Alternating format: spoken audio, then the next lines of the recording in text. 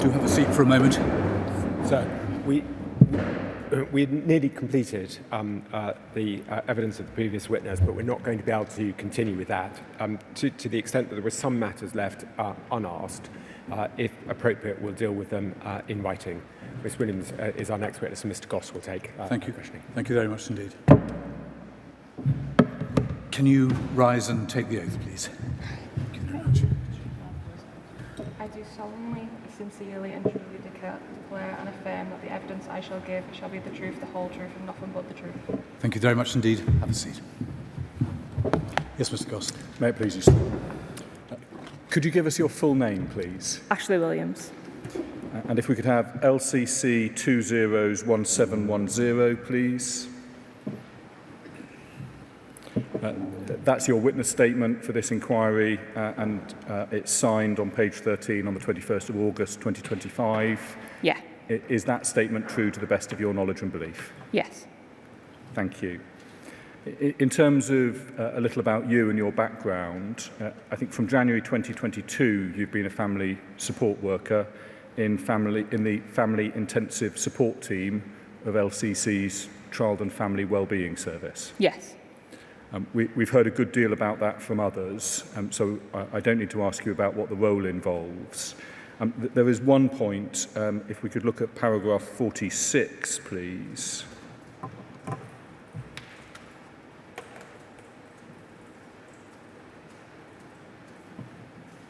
Which is page 7, forgive me.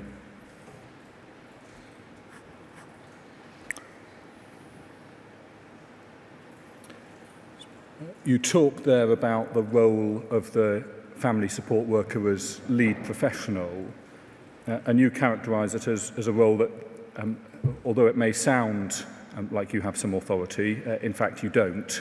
You're a convener rather than a director. Is that fair? Yeah. As you say, we can't force other agencies to do anything. It's about working together with them rather than compelling them to do things. That's correct. And is it in that context that at 47 you describe it as more administrative than managerial, perhaps in combination with having responsibility for the minutes of TAF meetings? Yes. Thank you. Your involvement with AR was between April and September 2023, and that was the last involvement that the Child and Family Wellbeing Service had with AR. Yes. And I think in that period, as with others of the family support workers we've heard from, you were line managed by Ms. Barrett. Yes. Thank you. The way your involvement came about was that Presfield School had made a referral to the MASH on the 21st of March 2023 because they hadn't seen AR for some time.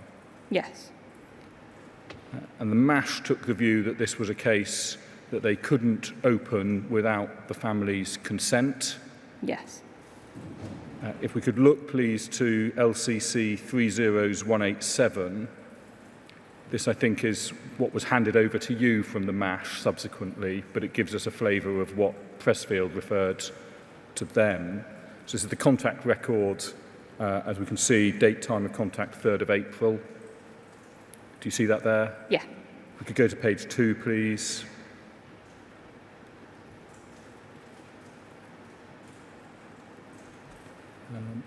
Sorry, if we could zoom out. Sorry, page 3, please. Thank you. And if we could have the text expanded. We can see the details there of previous school referral. And just summarising that, AR was seen by a CAMS practitioner in January 2023, so around 3 months ago at that stage. Yeah. But he was last seen by school staff on the 25th of May 2022, so some 10 months or so ago. Yeah. And they note in that, in the largest paragraph on that page, at a number of points, that it is the parents who are preventing professionals from seeing AR. Yeah. So we see his dad, Alphonse, commented that parents will, quote, pay the price if staff go into the home. And then equally, when the school attendance team complete a home visit, Met Mum, who it was reported aired her annoyance and confusion over our involvement. On explaining it was a welfare visit, Angela was greeted with a complaint from Mum, who it was said saw no reason for the visit, and she flatly refused for Angela to see AR. Could we look please to PRE 30511 for some insight into how Pressfield were regarding this at the time?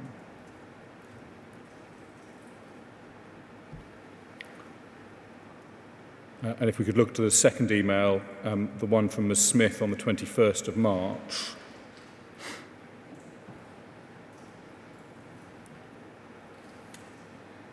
Sorry, higher up, there's two emails that meet that description. The one higher up the page.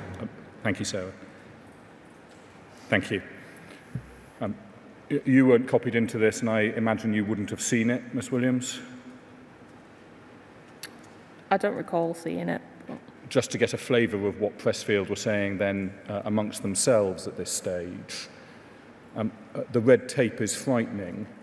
They go through a number of different teams that they have tried and been unsuccessful to make any headway with, and then conclude, short of breaking in, I don't know how to see this kid. And on the referral that they made, they had assessed this at being at level 4 on the continuum of need. In other words, a child who is at risk of significant harm. Yeah. Were you aware of this level of concern among Pressfield when you came into the case? Yeah, from what I recall, I believe it was on the initial contact records about their concern, but MASH had screened it and put it as a level 3. Did it surprise you in those circumstances that this was a matter that the MASH had regarded as something that could only be dealt with if they had parental consent? No, because there was no evidence of significant harm at the time. There was nothing they could do to override consent.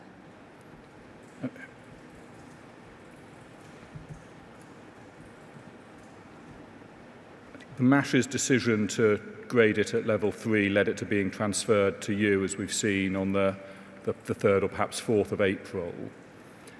If we could look to your statement, 1710, page 2.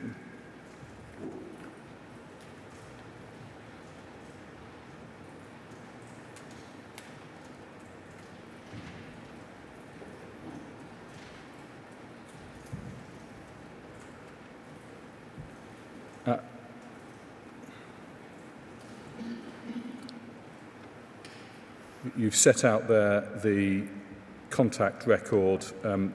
That's the information that's been input by the MASH. And if we could go over the page, please. Paragraph 16. You say that AR's needs, anxiety, social isolation, plus poor school attendance fitted exactly within level 3 on the continuum of need. Yeah. Was this a typical level of dysfunction for your cases? Yes. It's not just poor attendance, but he's not been seen by the school for nearly a year, not been seen by any professional for nearly 2 months, and parents are actively preventing contact with him. We do come across a lot of families that are in similar situations.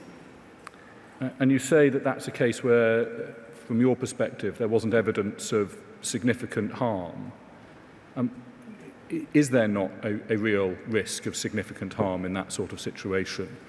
Not only social isolation in the sense of not perhaps having access to community groups, friendship groups, wider family, but simply not leaving the house for nearly a year. I think there's definitely risk in that regard, but it would still fit within level 3 for support. At paragraph 18 on that page, you say that the FSW can see previous case notes, chronologies and contact records, and you recall that it was the 4th or 5th referral to family intensive support. What was your usual practice when it came to reviewing those sorts of notes that you had access to when taking on a case? We would read through the case summary, the chronology, and the previous assessments that have been done. When you say previous assessments, would that be the assessment done by the MASH that was handed over to you, or would that be all of the previous assessments going back to the very earliest ones? We try to read as many as we can. I can't recall if I read all of them, but I definitely would have read the contact records, and at the very least the last early help assessment that had been done. Thank you. Would you therefore have been aware of the background, which we've been through many times in this inquiry, so I will take quite quickly, if I may, but if I say anything that you are not familiar with, please do say. The fact that AR had accepted carrying a knife into school on multiple occasions in October 2019? Yeah, I was aware of some of that. The hockey stick incident in December 2019 when he attacked another boy at the school from which he'd been excluded with a hockey stick and while in possession of a knife? I don't know if I knew that he had possession of a knife in that instant, but I did know about the hockey stick.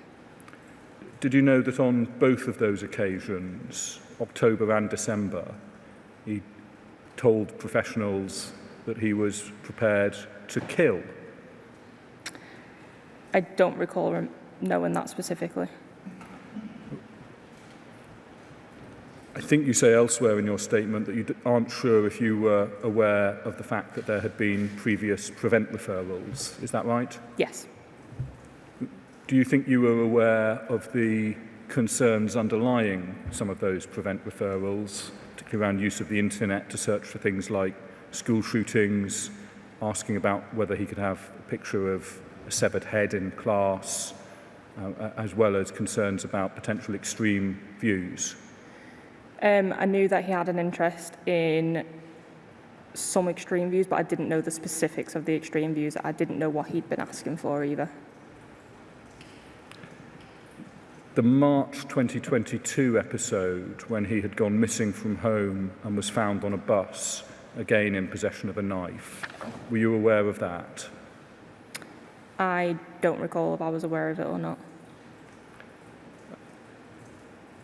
The records that the police had provided to Lancashire County Council had included records identifying that AR had talked about an interest in or possibly making poison, the sort of thing that might stick in one's mind if one came across it when reviewing the records.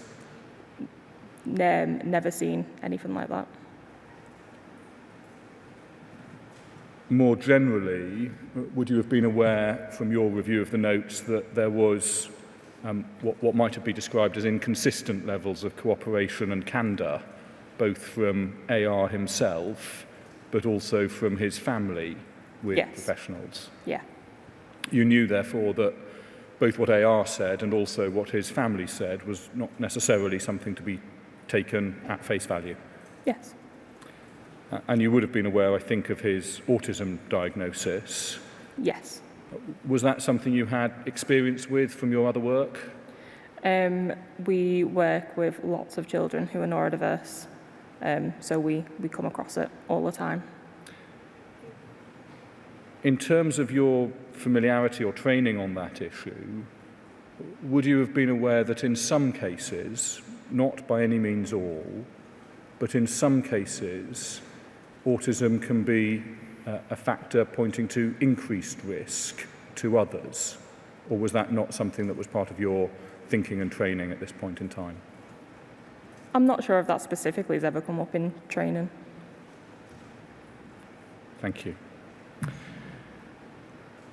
Could we have LCC 202302, page 119, please? While that is coming up, Miss Williams, you towards the start of this case, carried out a joint home visit with Miss Barrett to AR's family home. Yeah. And I think that took place on the 11th of April. Yeah. And if we could have the entry in the middle of the page enlarged, please. This is your note of that visit. So AR presented as calm, remained sat in the same position in his chair for the duration of the visit, wearing headphones, didn't keep eye contact or speak unless spoken to. Said he's not seen he agreed to your assessment. He said he's not been seeing CAMS in a while as he no longer sees the point of it. He's not been attending school due to anxiety. Talks about where he's been sleeping, downstairs on the sofa. AR states there has not been any violence between himself and the family recently. It may be obvious, but it's implicit in that you were aware that there had previously been violence between AR and his family. Yeah.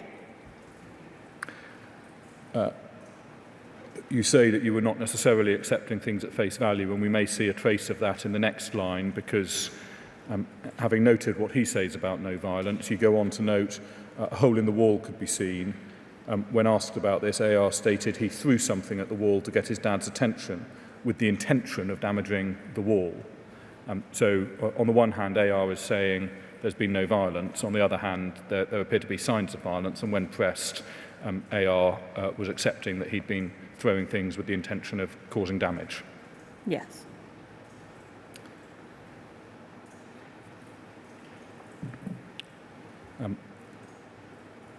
In the penultimate line of that entry, we see that you also note the picture on the wall was noted due to its odd placement and the potential that there could be another hole in the wall that the family have attempted to hide. Having spotted one hole in the wall, you thought actually that picture is placed oddly and there might be another one, and it might be that these outbursts of violence are in fact rather more frequent. I think that was my thinking around it, yeah. And of course, we've seen that in the step-down form from MASH, or the referral form from MASH, I should perhaps say, there was reference from Alphonse to the family paying the price if they allowed staff in. Yeah. Did that again hint, perhaps, at AR potentially being violent towards them? Yes. In your witness statement at paragraph 68, we don't need to look it up just now, you say that you recall Alphonse saying at some point that AR would not engage and that as his parents, they were worried that if they kept pushing him, he would lash out at them. Again, there is a relatively consistent pattern of you being concerned that AR could be violent. Yes. If we could look, please, at LCC 30192. This is the early help assessment that you completed, Miss Williams.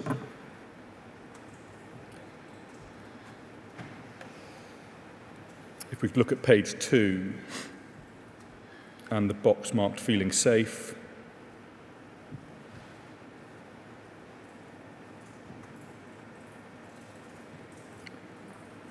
Dad states that the family are safe and there is no longer any violence in the home. Dad also states there has not been any incidences recently of AR lashing out.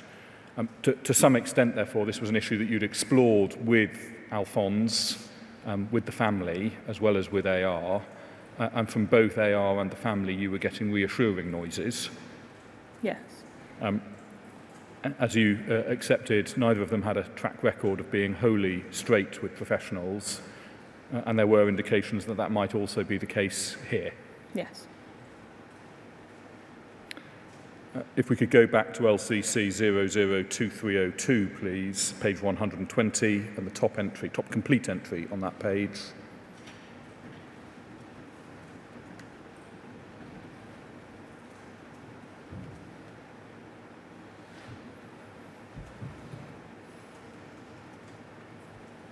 Yes, the entry beginning, hi Ashley, thank you. Reading from the bottom email, you, a couple of days after your first visit, say, hi, hello, I've texted AR, but he's not replied. Would I be able to come out 10 a.m. tomorrow? appreciate it might be last minute. The reply is, "Hi Ashley, AR's phone has broken, so that's why 10 a.m. tomorrow is fine." And again, in your analysis in the line at the bottom, am I right to say that we detect a note of scepticism about what you're being told by this family? You say, "It's strange that AR's phone has broken already. It was observed by CFW to be working fine on Tuesday, just 2 days earlier." Yes.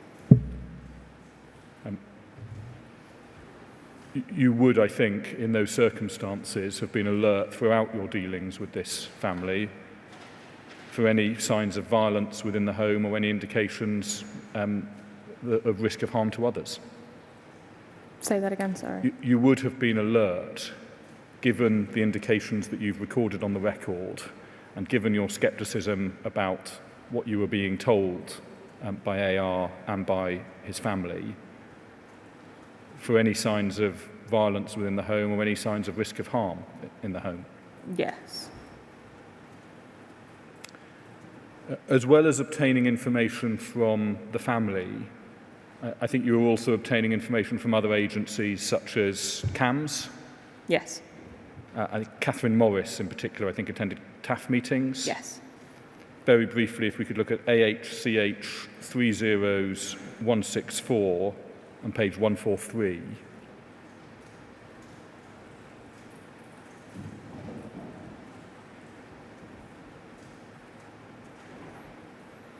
Again, this is a record that you may not have seen at the time. It's an internal CAMS note, but just as an indicator of what they may have been saying.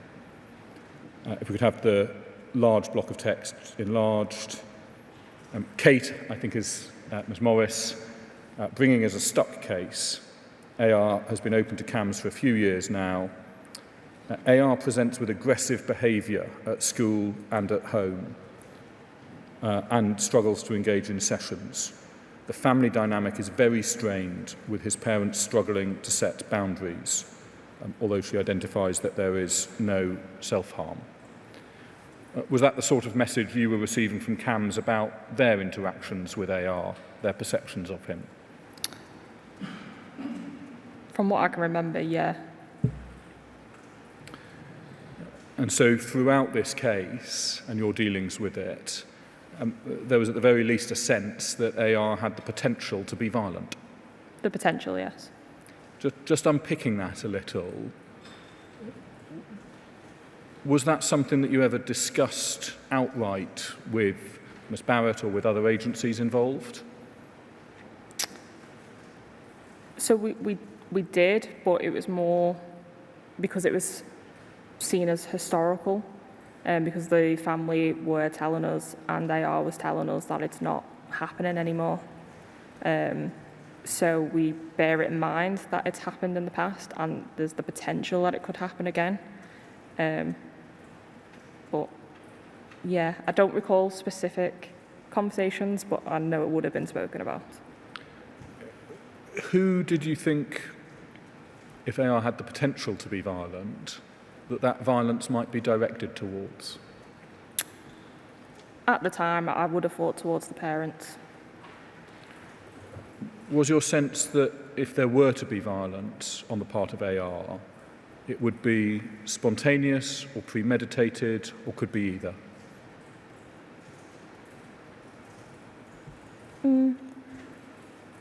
I think more spontaneous based on whatever was happening in that moment. Given the history, and I appreciate that at this point we're now dealing with 4 years on from the hockey stick attack, but that was clearly a highly premeditated attack, and there was evidence available to LCC that it had involved booking a taxi the night before, modifying the weapon, targeting a specific individual. Would there have been a case for thinking, actually, we might need to worry about premeditated violence as well? At the time, I wasn't specifically thinking that because he wasn't showing those sorts of behaviours in that moment. A lot of his behaviours were towards being really isolated and not wanting to do anything. Thank you. Could we have LCC 202302, page 120, please? I want to pick up now with your first, I think, solo visit to the family on the 14th of April.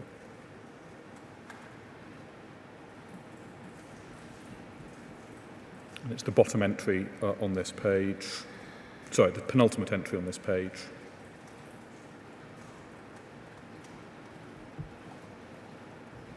So again, clear note from you on that visit, describing your interactions with AR.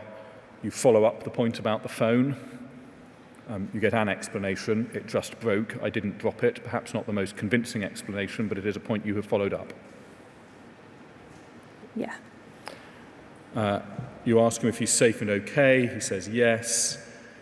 And you get some, perhaps say, mildly positive indications that he is going to try to go to school. He will try to go outside as much as possible. At this very early stage, there are signs that you may be able to make some positive difference through engaging with him, encouraging him, direct work with him. Yes. I think you conducted the radar with him on this occasion. That's a tool used to assess needs and possible areas to work on. Yes. So we have it at LCC 30357. I only want to bring up one point from it, Ms Williams, and it's one you deal with in your witness statement, so I will try not to bring it up on the screen, but if we need to, please say. It's just about online activity. In your witness statement at paragraph 80 on page 12, you record him saying he was safe and only used YouTube. Was that something you would have pressed on at all? Yeah, we would have had a full conversation about it. But there was nothing in that conversation that was an issue. Would that full conversation have been informed by your knowledge of some previous concerns around extreme thoughts or views? Yes.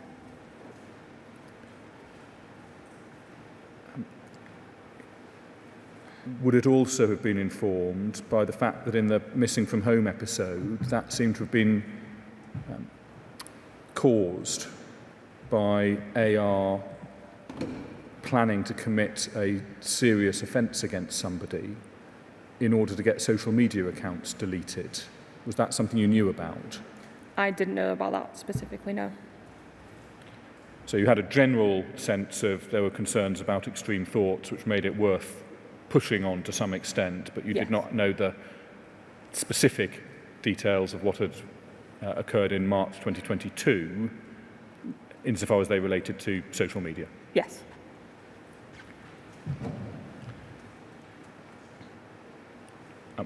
If we could go to page 121 of this document and the penultimate entry.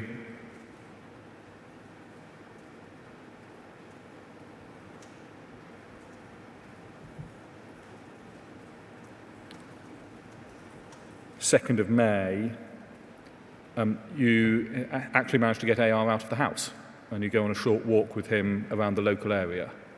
Yes. Again, a relatively positive engagement. He's showing a willingness to, first of all, to engage with you. Yes. And indeed also to come out of the house.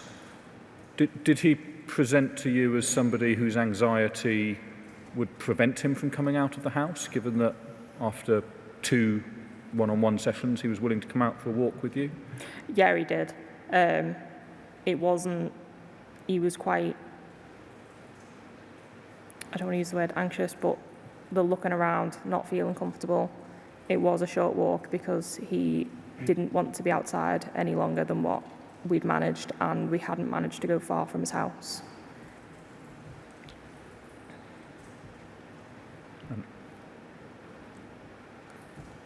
Thank you.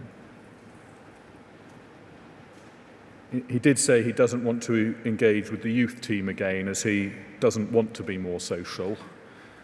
So it is perhaps 2 steps forward, 1 step back at this stage, if I can put it that way. Is that a fair description? Yes. But it is at least some forward motion and he is engaging. Yes. Over the next few days, I think you engage with Presfield over AR's education, because he's also making some efforts to reattend school. Yes. He makes it to school on a handful of occasions, and they in particular look to tailor their curriculum for him by providing him with German lessons in which he had an interest. Yes. Is it fair to say that at this point, 2nd of May, and then those engagements with the school over the next few days, was really the high point of your engagement with AR? Yes. I think from there, on the 9th of May is the first failed visit, when he simply doesn't want to engage with you. Yes. We can look at the note on page 123 if need be. That might have been one of the occasions, or at the occasion, or one of the occasions when you explored issues around violence with Alphonse. There's a note of him saying that AR is less violent now and calmer. Yes. And then over the page,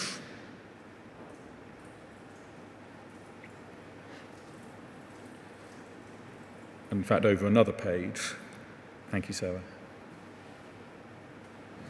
we see again emails with the school, between the school and Alphonse that you obviously are copied into, both about the curriculum but also about how the family can go about getting a referral for an ADHD assessment. And I think the school couldn't provide that, or couldn't provide supporting evidence for that, because of their limited contact with AR. Do you recall that? Yes. And then if we can go to page 126, please.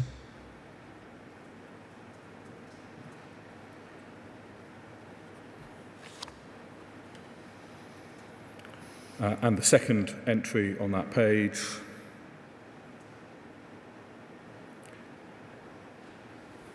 This is the second failed visit on the 18th of May. When you arrive and AR goes upstairs and will not come down. Yeah. I think you do your best, Miss Williams. You say, well, okay, how about I sit on the stairs and we have a chat, really with you staying in your room. But his mother says that wouldn't be ideal and could lead to him being unhappy. Yes.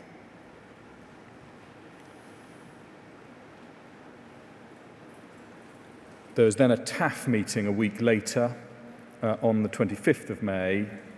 We can go to LCC 30359.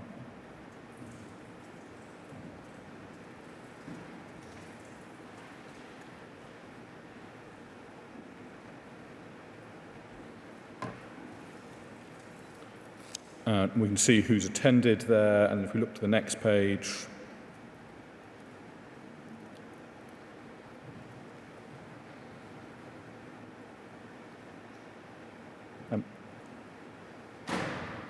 picking up on some of the key points from this, no conflict in the home. So again, that issue has been explored and you've been given reassurances about that. The parents are still keen at this stage for AR to be able to leave school with his core GCSEs at a minimum. Did you think that at this point that these were realistic aspirations? I don't think it would have been realistic, no. Was that something that was discussed with the parents, that really they needed to adjust their expectations of what this process might be able to achieve? I don't recall specifically on this occasion, but I do recall having conversations about just getting him into school to begin with and then seeing where it goes from there. So I think at this point,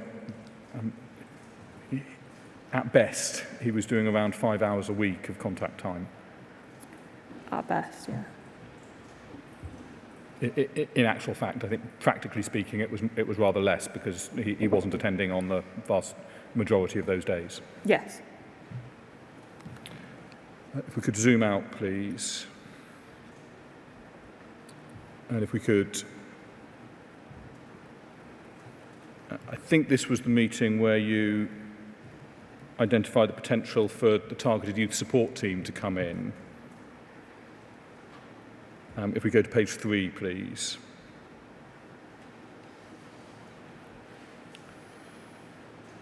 CFW to refer AR to the targeted youth support team. AR has worked with the team before and has an already established relationship. Yeah. So he declined that support, but notwithstanding that, you thought actually this might be a good idea and we might be able to make use of the work that he's done previously, or the relationship he's had previously, to try and get some forward motion. Yes.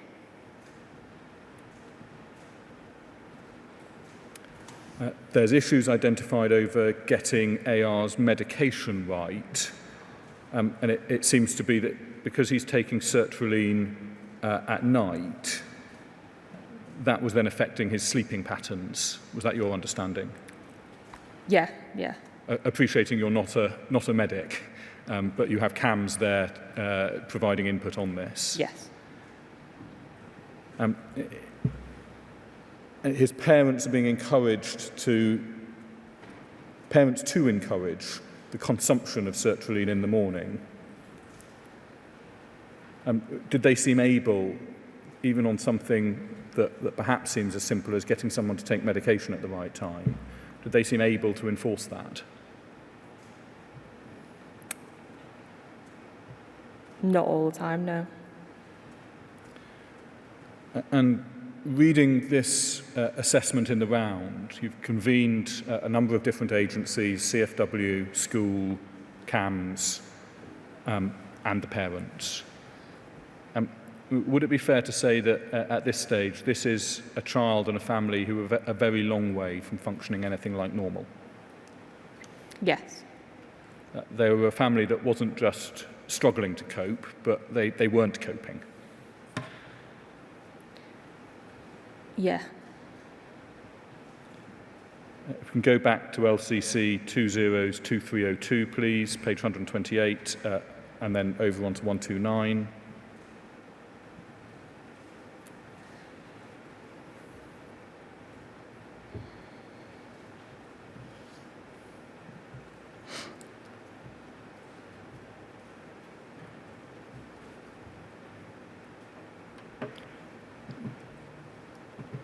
If we could just have the top end, yes, to the bottom entry on 128 and the top entry on 129, there was a request from Alphonse that you assist with an ADHD referral. Do you recall that? Yes. We can see his email there. It seems we've been asking the wrong people. And he provides you with some information about the Alder Hey ADHD page. And then your response at the top, hi Alphonse, referrals aren't accepted from us, or I would do this for you. If this is something that AR wants, then I think it needs to be explained to him that the only way he's going to achieve this is by attending school as often as he can, so they get to know him better. It's frustrating that there is a limited amount of professionals who can make that referral though, and you apologise for not being able to help. Was there anything more you could have done as regards ADHD referral at this stage? Not that I'm aware of, no. Was it simply the case that the ADHD service at Alder Hey just wouldn't accept referrals from your service? Yeah. Referrals for things like that are not accepted from us. Was it an issue that got brought back to the TAF at all, where you have the involvement of CAMS? I believe it might have been discussed, but I can't remember the specifics. After this point, indeed perhaps from after the 2nd of May, is it fair to say that there is little to no progress with AR? Yes. I think all subsequent attempts by you and indeed by Mr. Coghlan from TYS for visits failed. Yes. He stopped attending school essentially completely.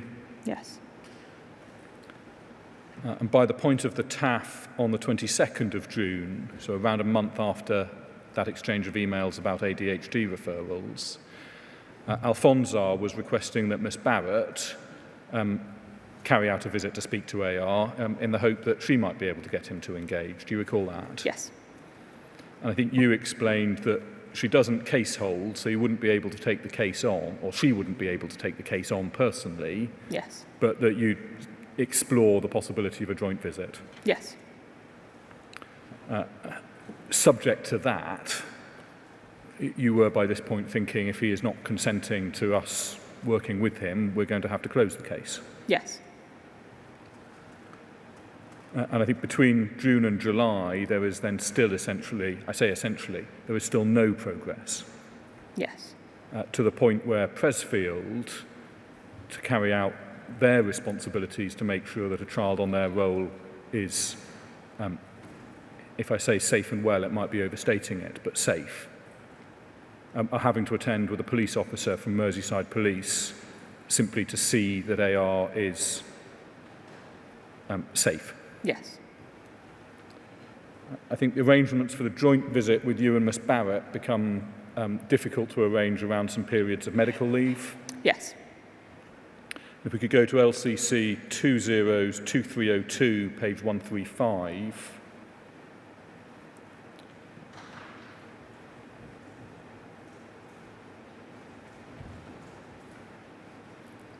And if we could have the bottom complete entry, the one for Monday 17th, they're both Monday 17th of July, the one created by Miss... Thank you. Thank you.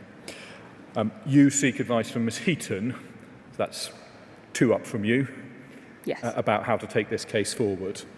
Hey Della, I have AR's TAF meeting today. At the last TAF, Dad asked for Sharon to do a visit to try and encourage AR to engage.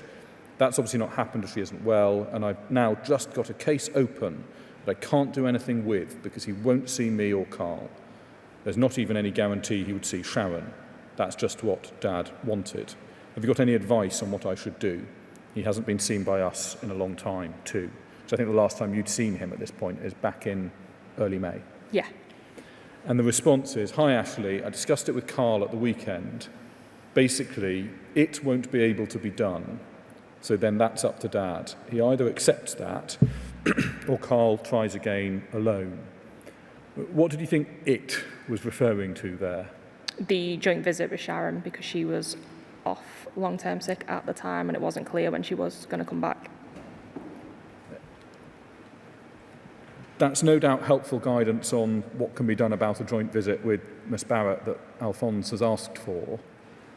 Did it help you more generally on how do we deal with this case? It enabled us to open up a discussion with Alphonse to say that we can't give you what you want, but this is your option, which would be either me or Carl. If we can look to, we know the TAF took place later that day. If we can look to LCC 30197, page 2.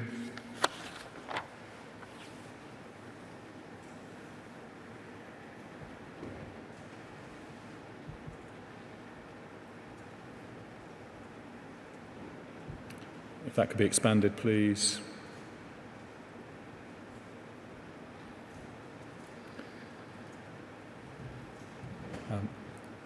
The plan at this point is essentially, one, there is going to be a letter sent by Mr. Coghlan offering AR the chance to re-engage. Yes. 2, a joint visit hasn't been possible, but parents are happy to wait. And you, as you set out there in the, it says, it is unclear when senior family support worker will return, so a joint visit may not be possible. The plan, I think, was to leave it open for the time being to try and carry out that joint visit. Yes. But as you had observed in your email to Ms. Heaton earlier that day, even this was not guaranteed to work. It wasn't something AR was asking for. Yes. I don't say this to be critical of you, Miss Williams, at all, Is there a slight sense that around the table, everyone is rather scraping the bottom of the barrel when it comes to ideas for how to progress this? Possibly. I think it was just difficult at the time to offer the support when we weren't getting much feedback from them. They weren't giving us much leeway on what would be supportive. They wanted what they wanted, and nothing else was going to be good enough. When you say they wanted what they wanted, who do you mean? Alphonse. The parents? Yeah. They were adamant that they wanted Sharon to do a visit, even when we were telling them that isn't possible, she's not here. But that still wasn't a good enough answer. Can I characterise it this way? Alphonse had a very fixed idea as to what support he wanted, and he wanted it on his terms. Yes. Were you giving advice to the effect that that might not be the best way forward? We might need to think about a different approach, and he was unwilling to accept it? Yeah, we did have conversations like that during the meetings. And I know Carl did as well, and saying that they needed to accept the support that was being offered. With AR not engaging, what support were you able to offer if you had not had that clear idea from Alphonse as to how it could be offered? It's pretty limited because we work directly with the child. So if the child doesn't consent or doesn't want to work with us, there's not a lot that we can do with them specifically. We can offer parenting support, but parents also decline that.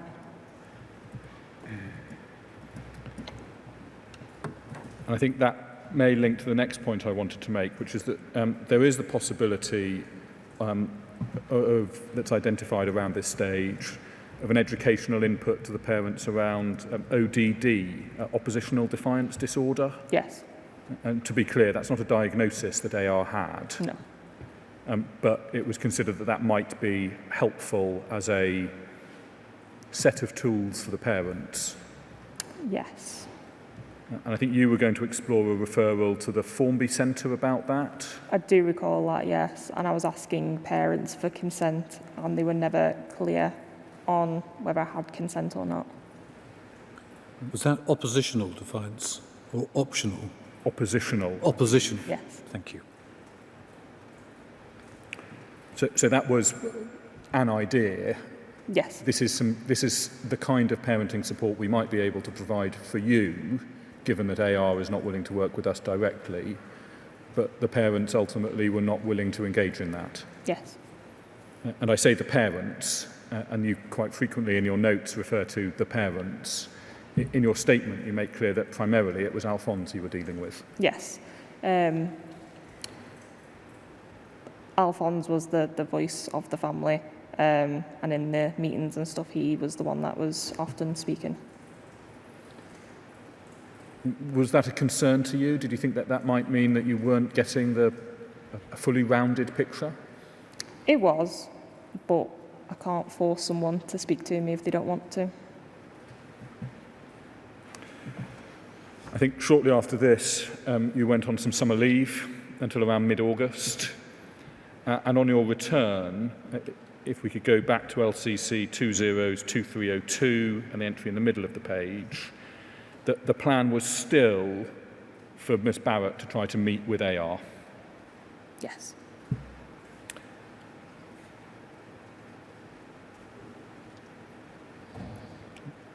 Page 137, forgive me.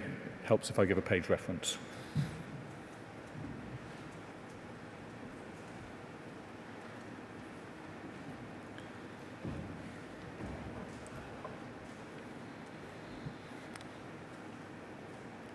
If we have the entry in the middle of the page expanded. So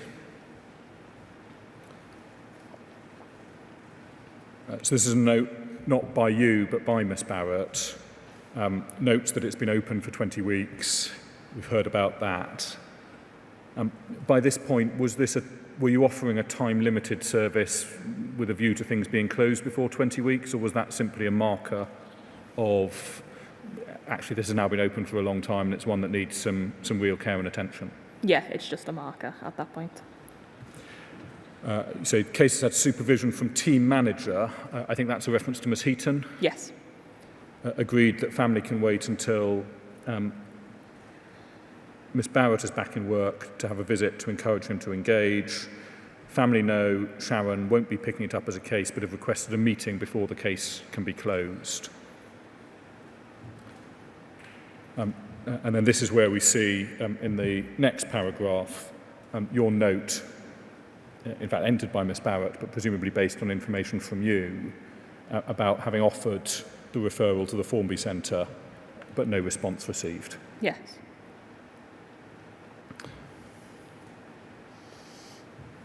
Barriers, lack of engagement from AR, identified risks of young person, not been seen by professionals for some time, has poor mental health, doesn't leave house, has never wanted to engage with service. He engaged at first as he felt Dad wanted him to. I appreciate this isn't a formal assessment at this point, but we could add that there are risks around his education. Yes. And equally, although the evidence wasn't there for this being a live concern, issues around the potential risk of violence from him, as you understood it, towards family members. I think it wouldn't have been added in at the time because it wasn't a live concern.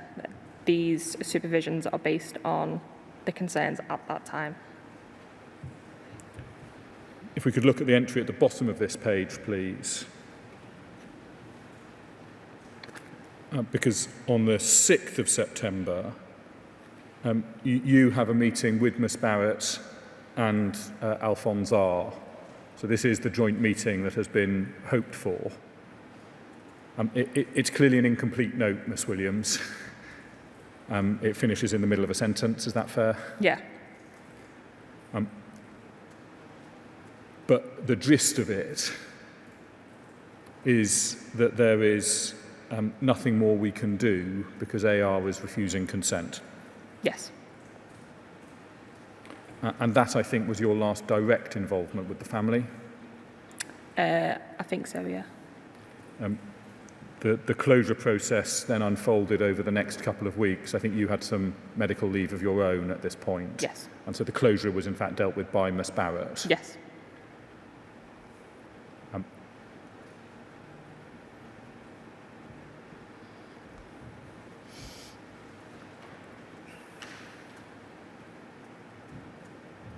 We can see, if we look at LCC 30365, this is the final TAF meeting. Again, Miss Williams, you weren't there at this. It was Miss Barrett stepped in to chair it. Yeah. But just so that we have seen the record of the last TAF meeting that took place. And again, if we can go through to the next page.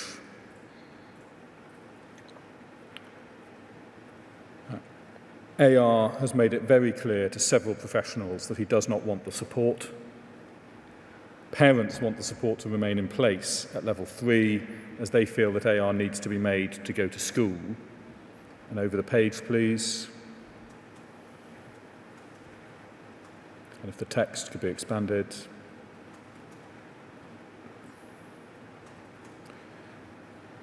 You can see that the first line makes clear that your apologies are conveyed to the meeting. So, again, Ms Williams, you weren't there. I'm not going to ask you the detail of what happened or your recollections of it or anything like that. You weren't there. It's quite clear. No progress in relation to CFW section of the plan. AR has voiced that he does not want the support and has refused to see his key worker and the TYS worker who were allocated to him. AR is voicing that he doesn't feel he needs any help at this time. Sharon stated, due to his age, CFW are unable to continue the support with him. As if attempts continue to be made to work with him, we would not be listening to his voice, which at this time is very clear. And then the update, the parents have been offered parenting support through CFW service but have declined this. No actions for CFW.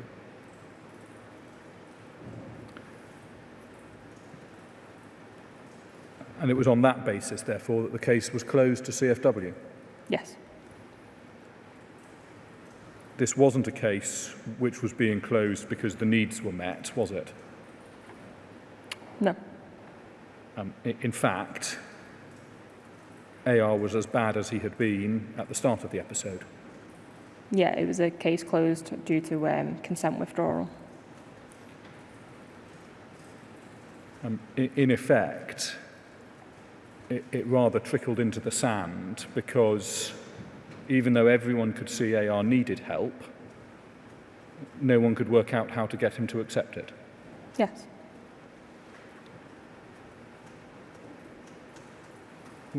Was he not still, though, at a high risk of harm from the inability of his parents or anybody to get him into any form of education? Yes, but the focus within children's services is more around harm to the child. Educational harm, yes, but the focus is put onto schools to support that. He was at risk of harm, psychological harm, from his self-isolation, his refusal to go outside? Yes, but he was being supported by CAMS for that. He was at risk of harm from his total lack of any constructive activity? Yes. To the extent that you had a sense that AR had a potential to be violent, there was nothing in place to address that risk? Because although there was a historical element of the violence, there was nothing presented at that time that would override consent. And there was no way that we could have overridden consent with the information that we had at the time. Ms Williams, you were supervised and you sought guidance from both Ms Barrett and Ms Heaton. So this is not a criticism aimed at you or solely at you, not solely your responsibility. Simply saying he's not consenting, so there is nothing we can do in this situation was something of a counsel of despair, wasn't it? What do you mean? I mean, you were simply saying there is nothing we can do because he's not consenting, even though there are these very clear needs and indeed potential harms that are absolutely evident from AR's situation. There was nothing that we could do as a service, but he was still open to other services. And when we closed, I believe it was stepped down to level 2, which would enable the school to take on as lead professional, which they would carry on offering support alongside CAMS and the special educational needs team as well. You say that the school could step on in as lead professional and carry on offering support. This whole incident, this whole episode had started because the school hadn't been able to see him for 10 months. And at this point, they were only able to see him with a police officer. They weren't going to be in any sort of position to provide meaningful support to this family or to AR himself, were they?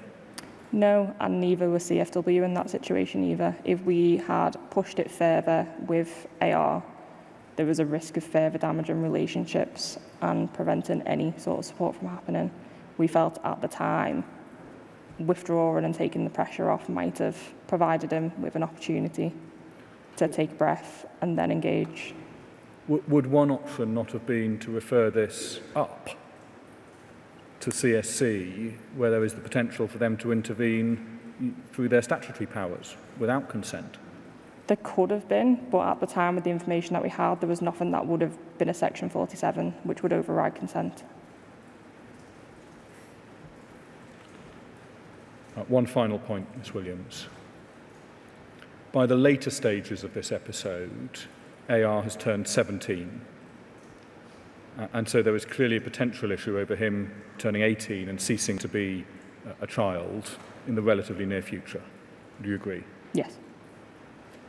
There is a transitions team within the council's adult social care department that exists in order to ensure that where there are needs that cross the child to adult boundary, they're taken into account and effectively It is not a matter of simply starting from scratch when somebody turns 18. Were you aware of that? Yeah, my knowledge at the time was that they would have had to have been open to social care, the children's social care, to access that transitions team. There had in fact been a referral to the transitions team in February 2022, on which no action had yet been taken as a result of a previous episode with CFW. Ms. Lewis made a referral as far back as February 2022. Do you think you were aware of that at the time? No, I wasn't aware of that.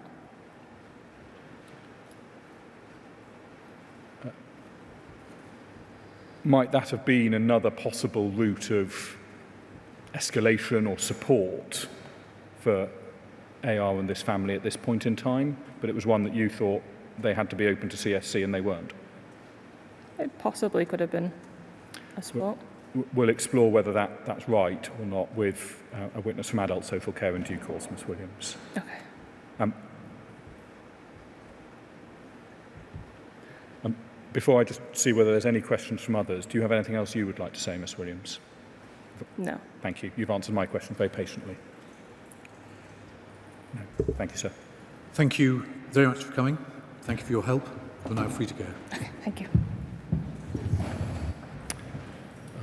We can, I think, move directly to Ms. Fontaine-Smith, sir. Certainly. So, Ms. Fontaine-Smith, please.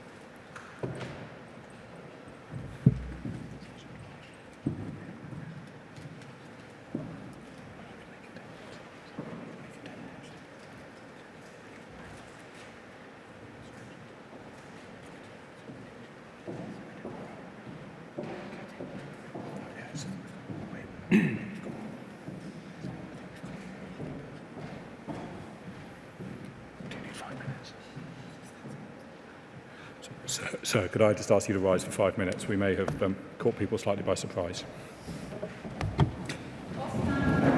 22.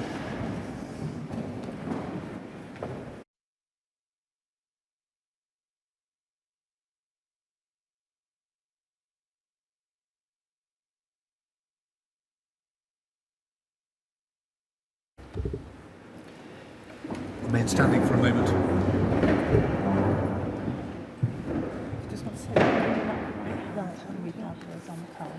I swear by Almighty God that the evidence I shall give shall be the truth, the whole truth, and nothing but the truth. Thank you very much. Please have a seat. Thank you. Yes, Mr. Scott. May it please you, sir. Could you give your full name, please?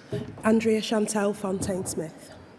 And if we could have LCC 201707 on screen, please. This is your witness statement for the inquiry. It's signed on page 18 on the 18th of August 2025. Are the contents of that statement true to the best of your knowledge and belief? Yes. A little about your background.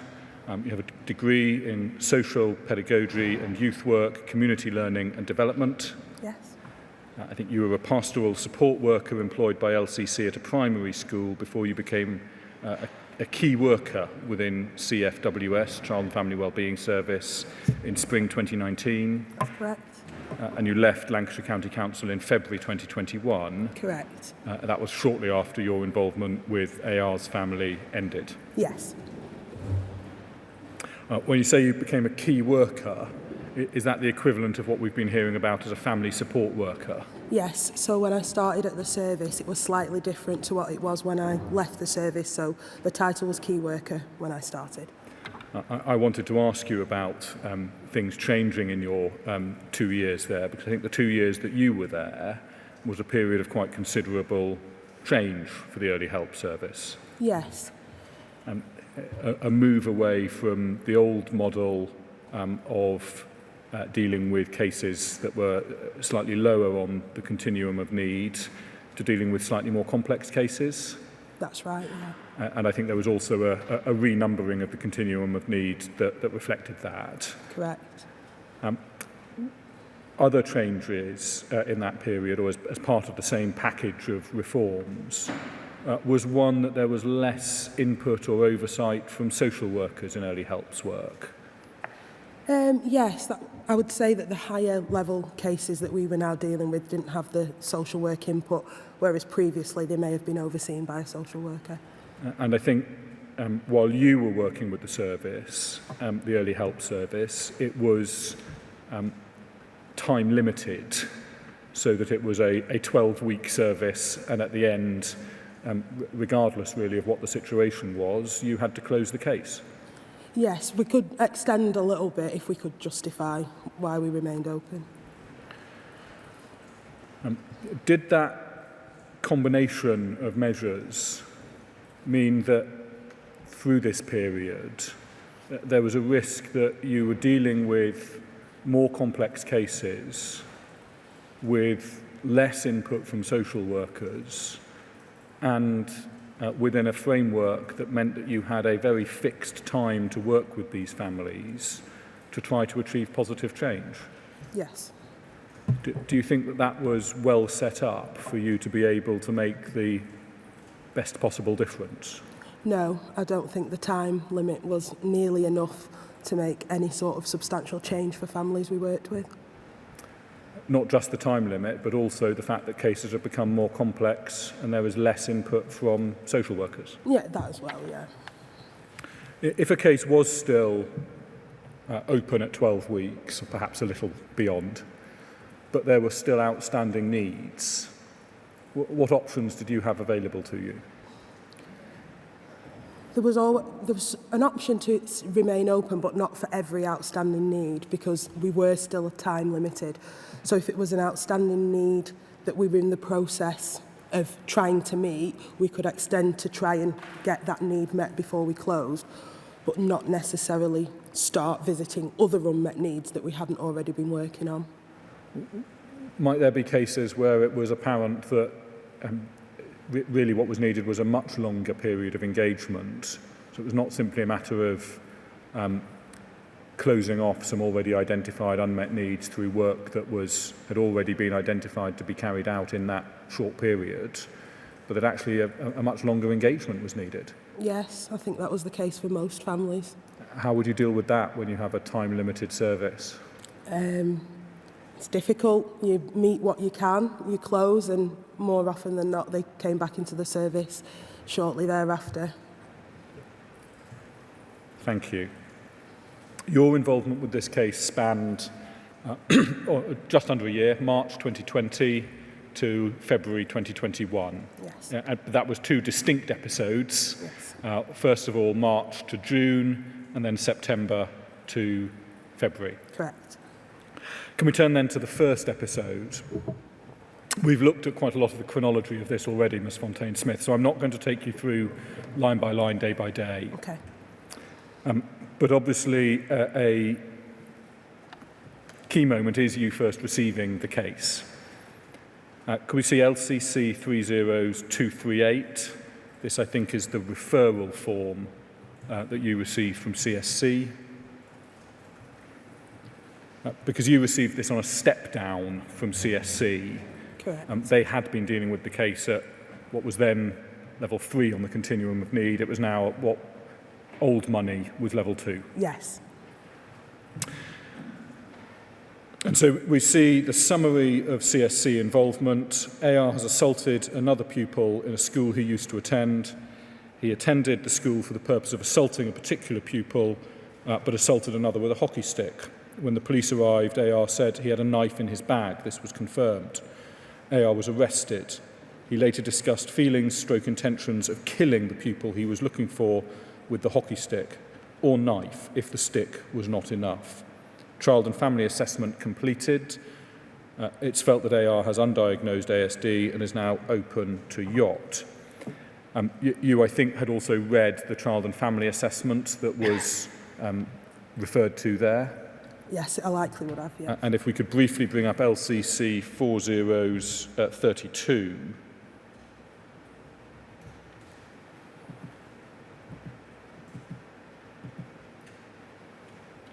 As a result of that child and family assessment, there had been a child/young persons plan produced, I think, by Miss Jameson, the social worker from CSC.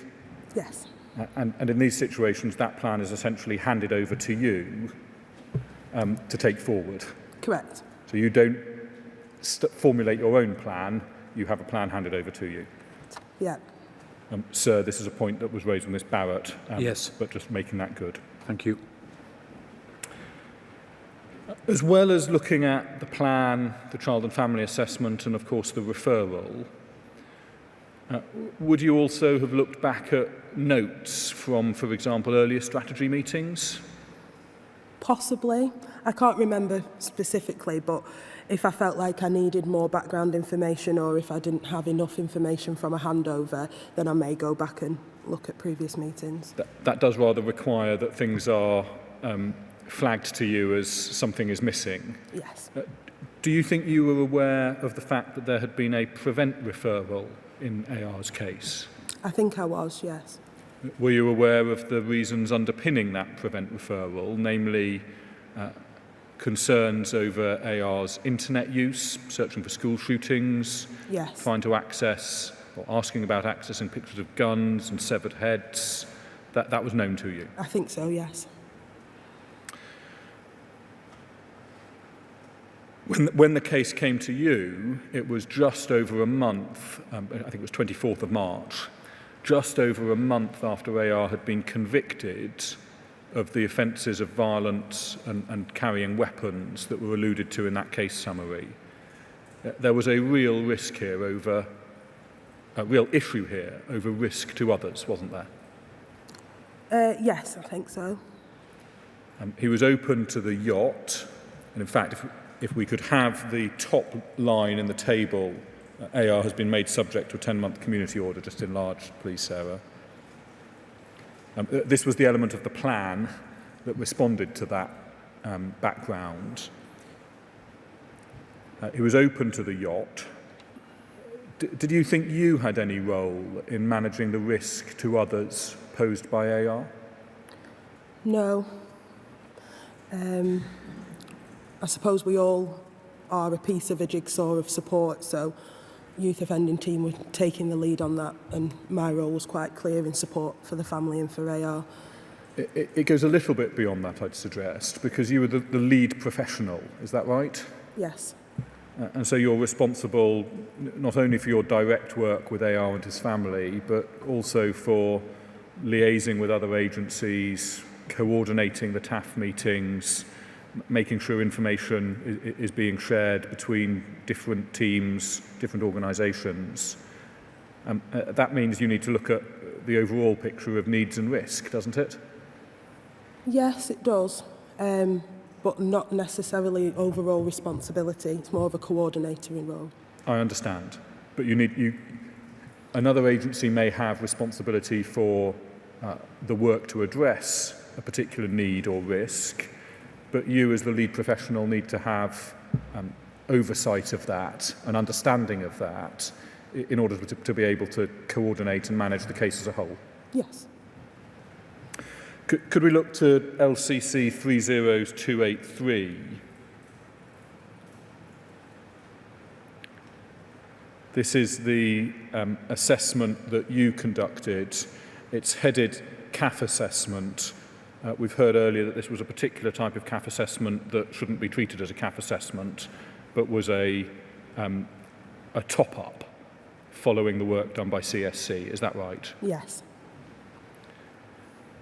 When one looks, if we go to the next page, please, in fact, sorry, if we stay on that page for now, you identify on the safe and sustainable places / reducing crime need, child, young person involved in knife crime. That perhaps is follows pretty directly from what you have been told about the case. Yeah. There's no identification of any concern over internet usage on this form, is that fair? That's fair, yeah. And if we go over the page, in feeling safe, information recorded there from Alphonse are it engages only extremely lightly with the fact of AR's conviction and the behaviour underlying it. It talks about carriage of knives and weapons into school, but it doesn't mention an assault on another boy. You agree?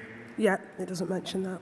It doesn't identify any potential concerns over how he obtained knives and weapons.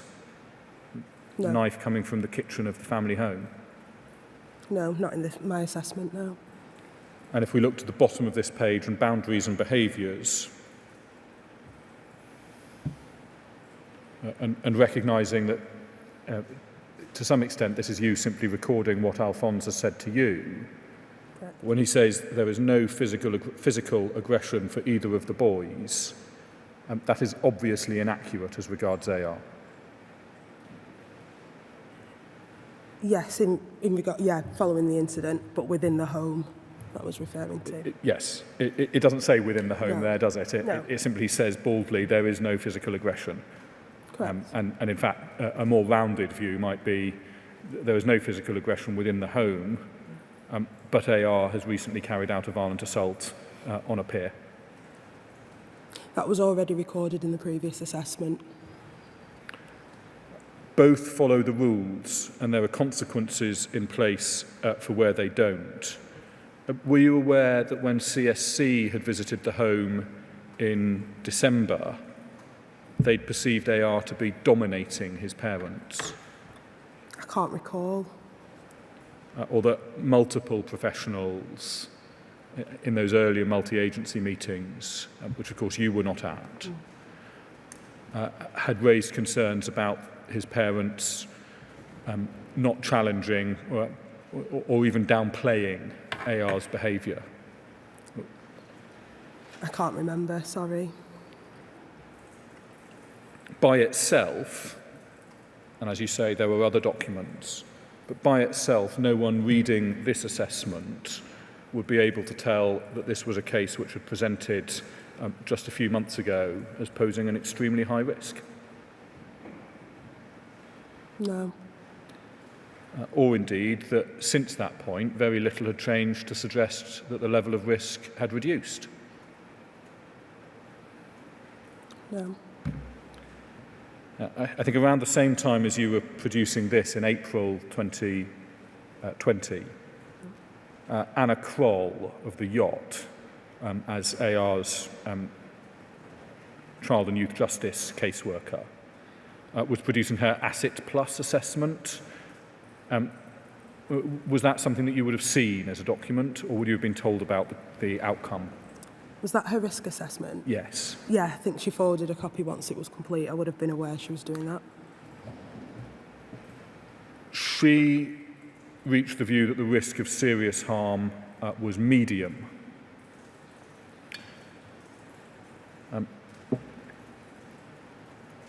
Ms. Callan, as senior manager, corporate witness on the part of Child and Youth Justice Services, has accepted that in fact that assessment really should have said that this was a high-risk case, meaning that serious harm to others could occur at any time.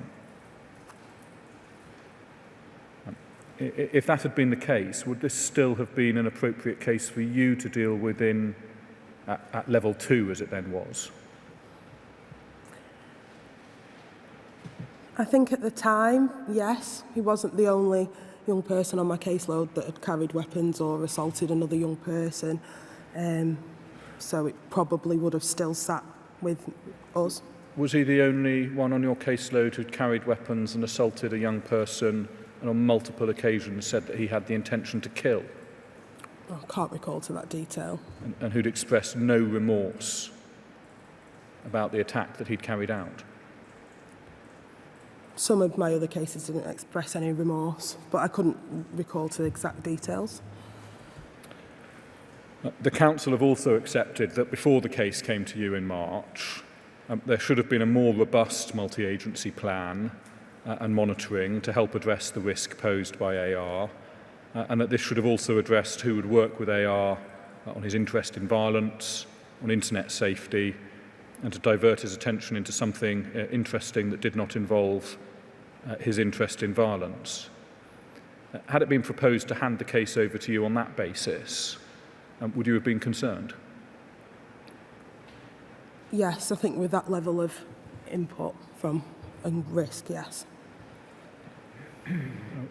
Pushing back perhaps against this being stepped down and saying, actually, I think this is one that needs to stay at level 3, even level 4, for CSC to remain involved.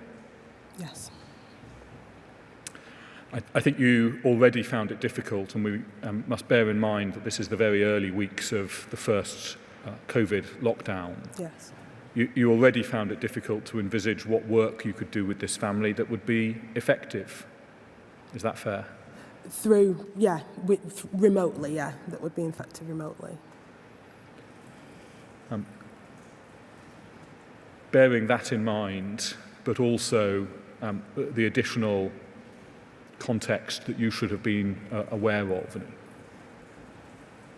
This was never likely to be a case that was going to be capable of being addressed within a 12-week time-limited window. No, not given all that context now in hindsight. Ultimately, this wasn't a case for your service, but for those above you. Yes. Nonetheless, it did come to you, and following the assessment you conducted that we've had a look at, and obviously acknowledging the impact of lockdown throughout, it became virtually impossible for you to contact the family in those early stages. Is that fair? That's fair, yes. And that wasn't just your experience, but also the experience of the yacht and of Acorns, the school that was educating AR. Yes.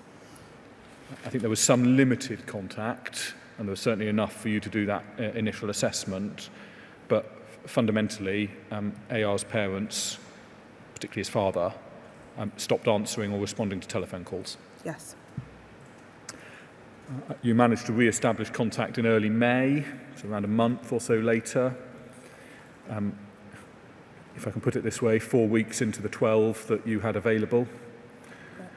And it became apparent that remote work wasn't going to be effective and face-to-face work was out of the question. Correct. Was that out of the question because of the lockdown restrictions that applied, I think, through till early July? Yes, it was that early stage where no one quite knew where things were going with the lockdown. I'm sure we all will have our own recollections of that and of the difficulties that, and can well imagine the difficulties you would have faced in that scenario. Ultimately, this process then leads to a TAF meeting on the 19th of May. You summarise the outcome of that in paragraphs 28 to 31 of your statement, page 5. Those are then based on the minutes that we have. Sarah, no need to bring this up, but Sir, just for your note, LCC 4061. And then we also have Acorn's notes of that meeting at LCC 4059. Very helpful.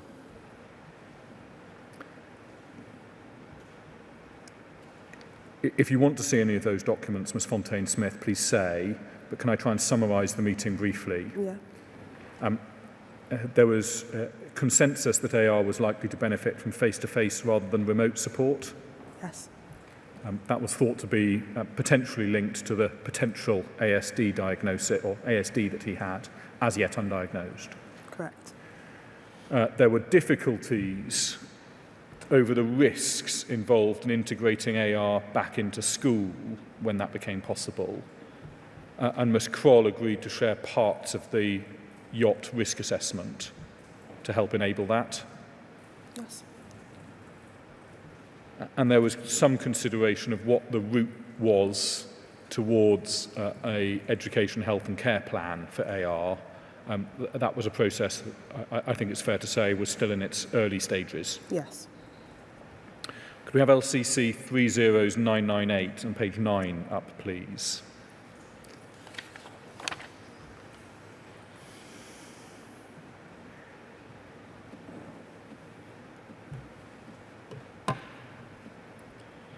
The day after that meeting, Ms Hodson of Acorns emailed you and Ms Kroll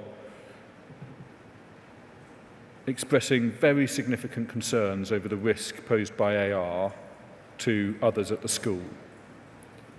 She expressed a clear view that following the TAF meeting the previous day, neither Dad nor AR seem to have moved on in their thinking. Dad seems to be of the opinion that AR carried out the attack because of events at Acorns, specifically the fight, in inverted commas, that he continues to refer to. She didn't put much weight on that, it looks like, from the inverted commas. Is that fair? That's fair, yeah. Doesn't see any value in the work we do at Acorns. Seems to perceive that AR is the victim rather than the perpetrator.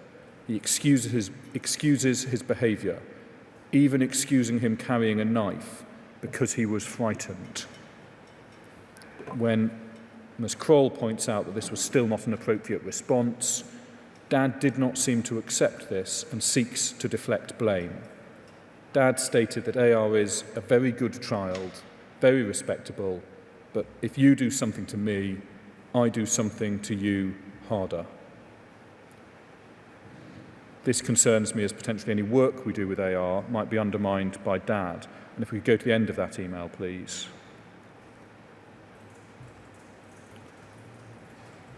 Page 10. She notes complete non-compliance with schoolwork, notes that the yacht consider the risk as medium risk of serious harm, but because of lockdown imminence wasn't there, if we do bring AR back in one-to-one with a specialist teacher, we will then have opportunity and imminence. In view of the meeting yesterday, I feel that AR posed that the risk, you probably need to read in there, AR poses to us all as a school has increased rather than reduced. I have a duty to both staff and pupils in raising my concerns with you. This is a deeply troubling email to receive from a school about one of its pupils, particularly from a pupil referral unit that is going to be used to dealing with more challenging pupils. Would you agree? Yes. In contrast to you, there's no criticism of you, but in contrast to you, Ms Hodson had had the benefit of attending the multi-agency meetings prior to your involvement. She was likely to have a good and broad appreciation of the risk that AR posed. Correct. And as she pointed out, if there was a risk here that had either increased or not been properly appreciated, it was the school that was likely to suffer the effects of that, wasn't it? Yes. If we can look to page 8, please, to your response, Ms Fontaine-Smith. Bottom half of the page, please. If we could have the top half of page 9 as well, if we can get it all on one page. Thank you. It's a perfectly civil email in response. You say, I appreciate there is concern and frustration around the perceived mindset of Alphonse and AR. This can be challenged through conversation with Alphonse, which I'm happy to do. However, I don't feel that this increases the risk posed by AR because there is appropriate parenting in place. Then go on to deal with the issues about schooling. And say, in any case, Alphonse's views of his son's temperament and behaviour and his expression of his preferred educational placement does not, in my view, opinion, influence the risk level. And then you suggest a TAF meeting. Beneficial for these concerns to be raised during the meeting to allow appropriate challenge on some of these issues, give Alphonse the opportunity to respond to the challenge, provide AR with an opportunity to contribute his thoughts, feelings and wishes. I can appreciate all necessary strategies need to be in place to ensure everyone's safety. However, there does not appear to be any new or additional information shared that would suggest an increased risk. This is something of a brush-off, isn't it, Ms Fontaine-Smith? I disagree. I don't think it's a brush off. I think it's explaining our position. In terms of there being new information, it might be seen as new information that Alphonse is minimising and excusing AR's criminal conduct. I don't think there was anything in the email that professionals hadn't known from the point of it coming in to CSC before it stepped down to myself. Well, in that case, it might have been a case of there is no new information, but we need to think again about the information we already have, because we might have got this wrong. Would that be fair? Yeah, potentially, yeah. The idea that the attitude of AR's father to his own son's offending doesn't affect the risk level is wrong, isn't it? Not in the context of the piece of work I was asked to do. This isn't in the context of the piece of work you were asked to do. This is in the context of the risk to the school. There was a risk to school. I think I'd said about them completing a risk assessment. You weren't properly considering Acorn's entirely reasonable concerns about risk here, were you? I did consider them, but I didn't feel it was my position to be able to assess that risk. Our role was to look at the risk to, not the risk from. Your suggestion of a further multi-agency meeting, further TAF, the purpose of that seems to have been to allow Alphonse and perhaps AR to challenge the view of Acorns. Is that right? No, not to challenge the view, for us to be able to challenge him in the moment. It's hard to go back after a meeting with concerns and challenge. If we raise it, that's the point of a TAF meeting, for all professionals to air their concerns. You were rather shutting down any conversation about the risk posed by AR between professionals that didn't involve the family. Is that right? No, I don't think I was. Although we're a person-centred service, we have to involve the families in everything we do and get their input. If I suggest it would have been quite clear from that email that at any further multi-agency meeting on this topic, Acorns were not going to have your support, would you agree? I wouldn't agree, no. I think I say that we can support them through the TAF process. But your view was that there does not appear to be any new or additional information shared that would suggest an increased risk. They could assume that that was going to be the view you would put across at any such meeting. Possibly. That's in terms of further action, so there was nothing new that I could do to refer back up or change the course of the plan. It was for you as lead professional to organise meetings of this sort, wasn't it? Correct. There wasn't another TAF meeting in this case before the episode was closed? I don't think there was, no. If I suggest, Ms Fontaine-Smith, that this was a pretty poor piece of work on your part in responding to Acorn's very reasonable concerns, would you agree? I think I worked within the service and the resources that I had, what I was able to do at the time. Thank you. Sir, I wonder if we could take a break now. Yes, certainly. 15 minutes. 15 minutes. I'll sit again at 25 past.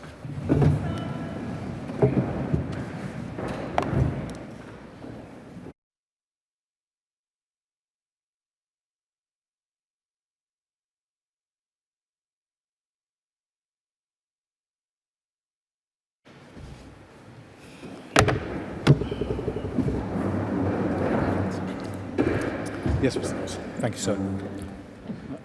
Ms Fontaine-Smith, shortly after that email exchange that we've just looked at, if we can look to page 4, it becomes apparent to Acorns that your plan is to close the case to CFW over the summer. Correct. You recall that? Yes. If we can look to page 4 of this document.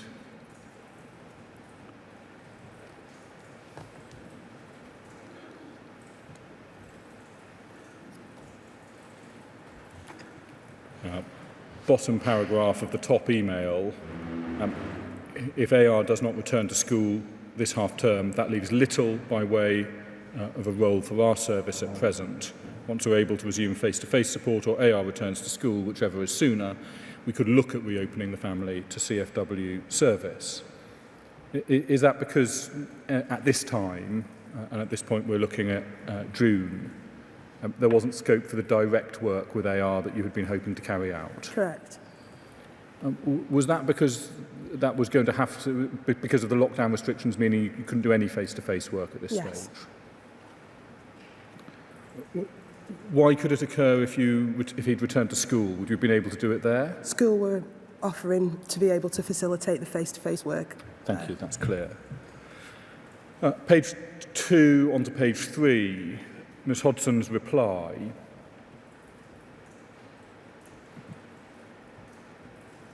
If we just have the top of that email as well, thank you. 9th of June.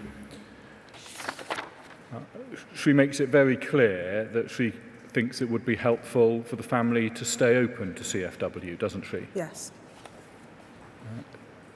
2 reasons in particular. First of all, the school is obviously closed over the summer, and so with nobody working with the family, it is potentially going to be more difficult to re-engage them come the new school year in September. Correct, but they were engaged. The yacht was working with the family over summer. The second reason, that you had already managed to achieve better engagement with the family, with the father in particular, Alphonse, Yes. than the school had been able to.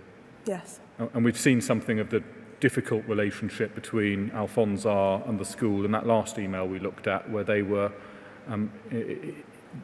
he was almost blaming them for AR's offending. Yes.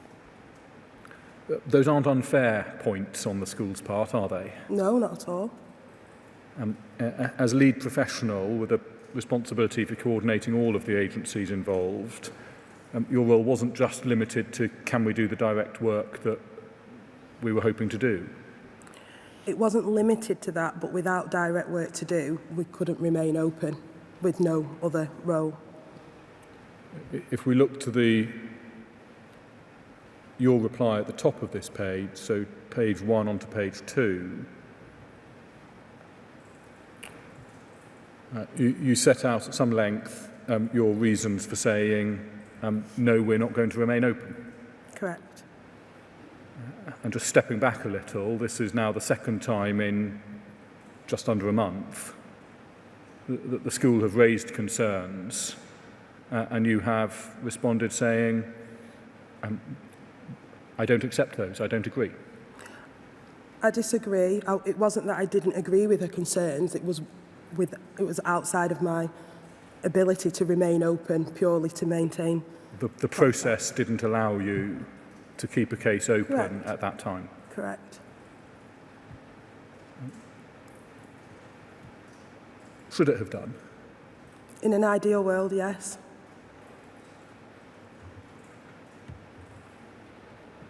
Part of your reasoning in that email is that there was no consent from the family.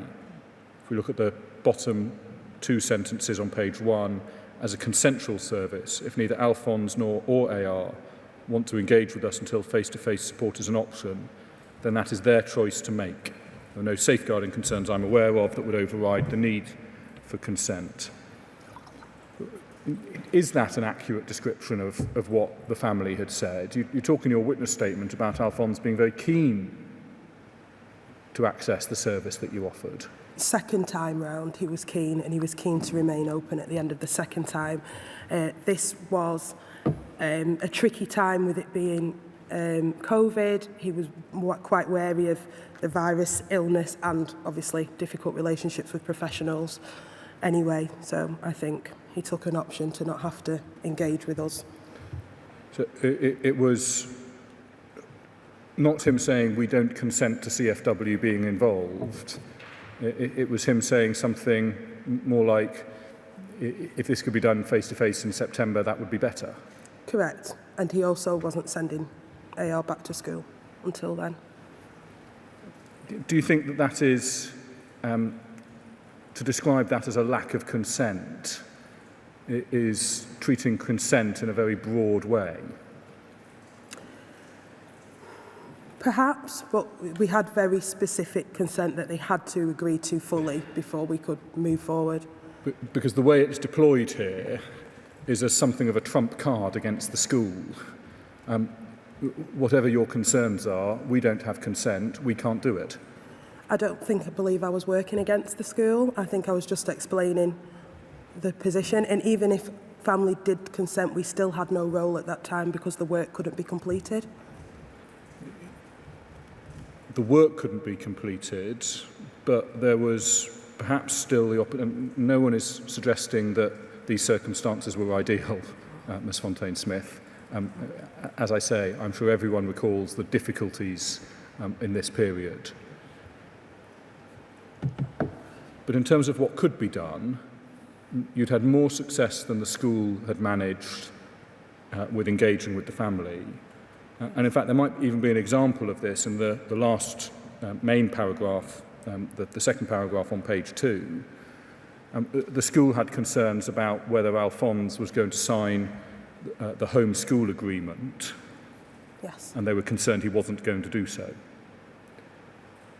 And you were able to facilitate reassuring him and getting him to sign it and return it to the school as was required. Yes.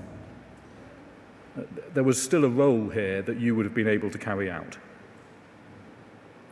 Not one that would justify keeping it open. There was a role, but not one within the scope of how the CFW service ran at that time. Thank you. If we could move on then to the case being reopened, because it is shortly after this closed, essentially for the reasons that you set out in that email. It's reopened on the 14th of September after you make contact with Alphonse R.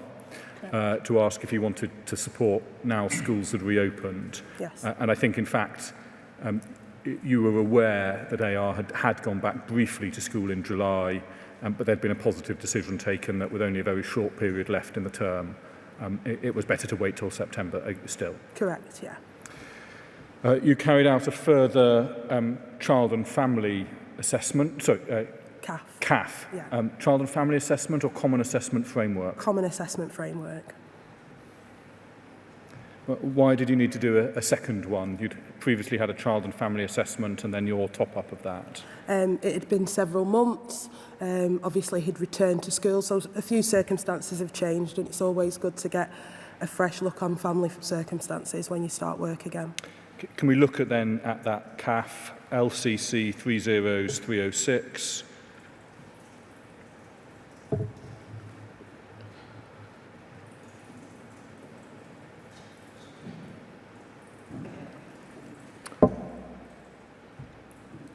We can see it starts on the 22nd of September, and I think you conclude it in October. Perhaps, I think 1st of November. You set out the summary reason for CAF assessment, if we could just enlarge that.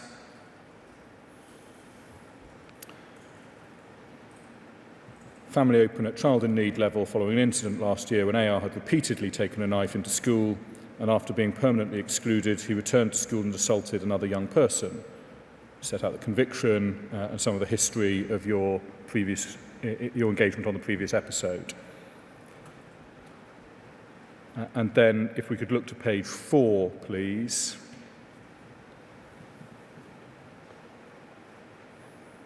And the box at the top.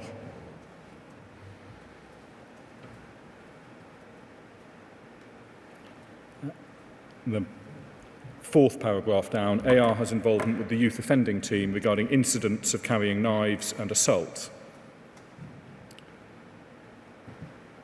Is it fair to say that some of the detail that we saw in the step-down paperwork for example, about intent to kill, Yes. has rather fallen away at this stage. Yes. Information that was important when it came to assessing the full range of risks in this case was becoming diluted through the process of cases opening, closing and being reassessed. Yes. And the intent to kill in particular was significant information, wasn't it? Yes. It's something that rather sets the case apart from other cases that might involve teenagers carrying knives. Yes and no. This isn't, unfortunately, a standout case from that time when I think back, unfortunately, due to young people. He definitely wasn't the only one who'd said things along those lines and also carried. If one combines it with the material underlying the prevent referral, searching for school shootings, trying to get pictures of beheadings, pictures of guns, that's also missing from here. That's also significant information that makes this case rather stand apart. Yes, I think with Prevent closing their referral, not that it should be forgotten, but it's something that we then don't focus on. Yes. Closing the referral doesn't mean that the events that led to the referral did not happen. Oh, not at all, no. And they are still relevant to the overall assessment of risk. Yes. Prevent closing the referral means they have identified that there is no radicalisation risk, but when they closed it, they specifically identified that AR remained extremely vulnerable, would need support from other services, and equally flagged the possibility of matters being re-referred to them if need be. Were you alive to any of that at this point? I can't remember. I can assume I was, but I honestly can't recall. If we look at the rest of the paragraph that's got the highlight, AR has involvement with the youth offending team regarding incidents of carrying knives and assault. Although it is relevant to mention this incident, it's not the main focus of this assessment. AR has shared that he's struggling with his anxiety, and he feels that previous professional involvement has focused on the incident of assault and carrying knives, and that no one has thought about or supported him with his feelings and emotional well-being. In your witness statement, paragraph 58, you've sought to defend this as an approach on the basis that AR's case was stepped down from CSC to CFW to focus on AR, his current feelings, and how he could appropriately move on from the incident, rather than on the incident itself, which I believe was the correct approach. Can I just explore that with you a little? Yes. You've accepted, I think, that there was a history known to you of AR and his family seeking to minimise or downplay his offending behaviour. Yes. We saw that in the May 2020 email. Likewise, in that email, the school were expressing their grave concerns to you at how at risk they felt if AR returned to school. Correct. AR was still under a referral order imposed by the court. Yes. He was still at this point assessed by the yacht as posing a medium risk of harm to others, Yes. and we know in fact should have been assessed as high. In the light of those 4 points, do you still think that was the correct approach to take in this case? Yes, because they weren't engaging well with any other services, and our services to look at the young person, in this case AR, and they're the focus. It's a person-centred approach, and you have to build relationships with them and the family to enable the work to go ahead.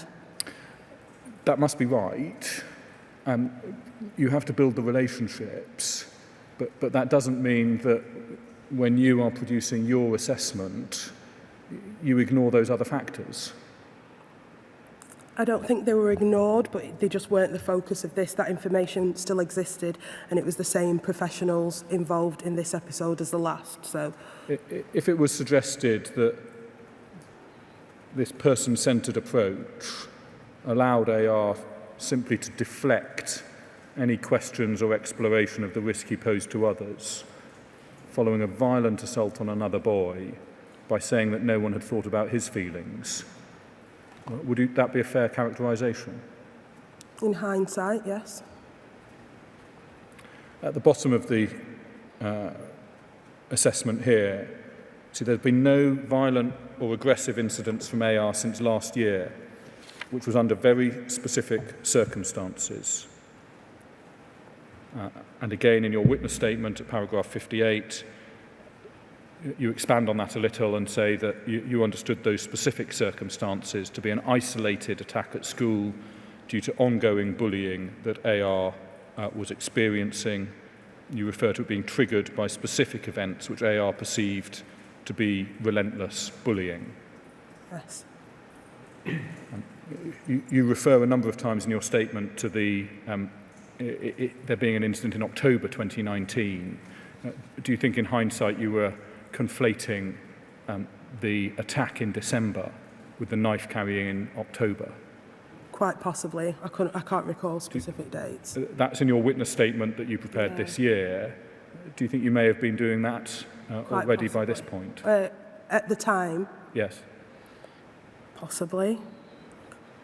But because it wasn't an isolated attack or an isolated incident, he'd brought a knife into school 10 times in October, he'd been excluded, and then 2 months later, gone back to the same school in December in a premeditated attempt to target the same child. And on each occasion, he referred to intending to kill.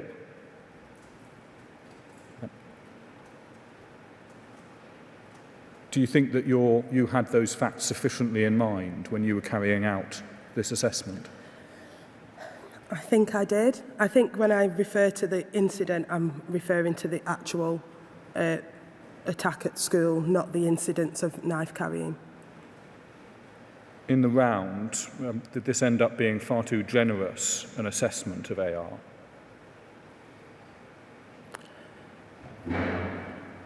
Potentially, it's hard to say because at the time it was all about him and getting his views and feelings across.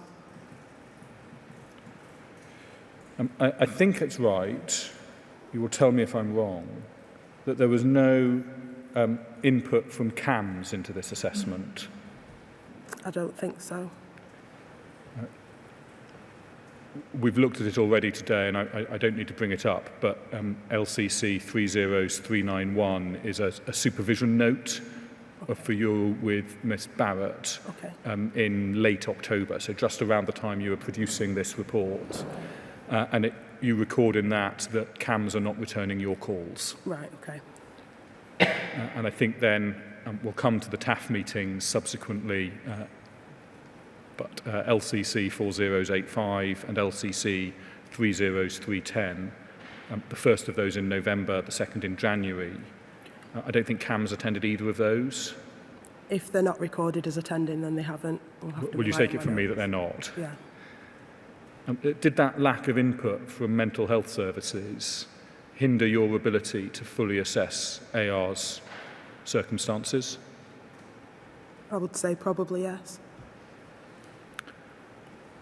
How far were you thinking of this as a case where the potential diagnosis of ASD had a significant or a very significant role to play in explaining AR's needs and risk? Although family was seeking the diagnosis, we were aware that certain traits were being displayed, so we were working on that basis anyway.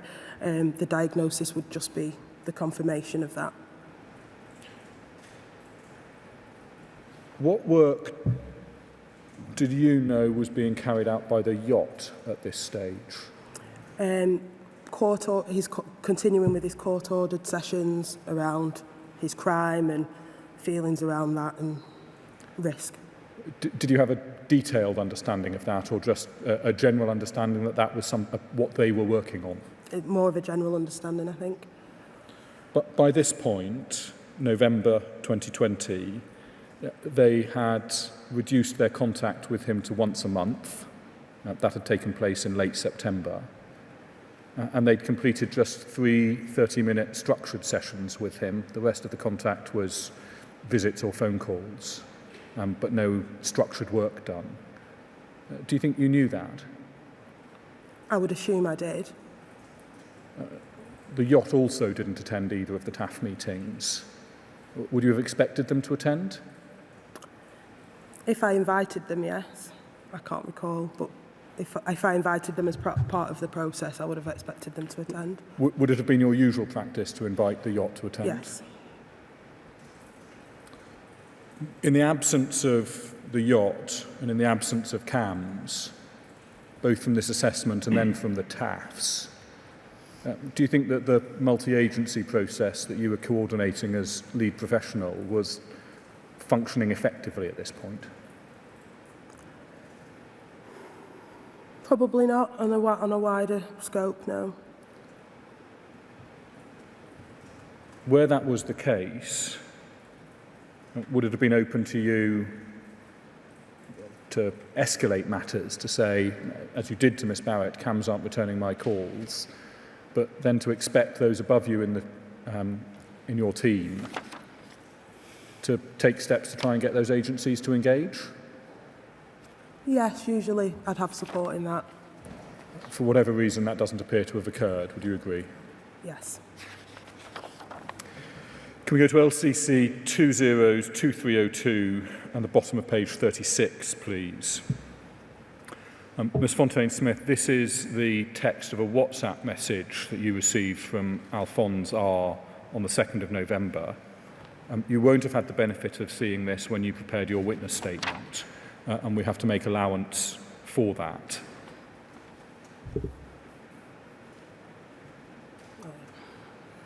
If we could have the top of page 37 as well, please, so we have the whole of the message. Thank you.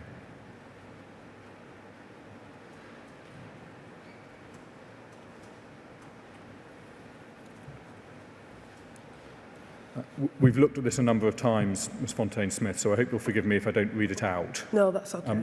Have you seen this recently? I have, yes. Could I characterise it then as follows, and if you think I'm wrong, please say so. It is an obvious attempt by Alphonse R.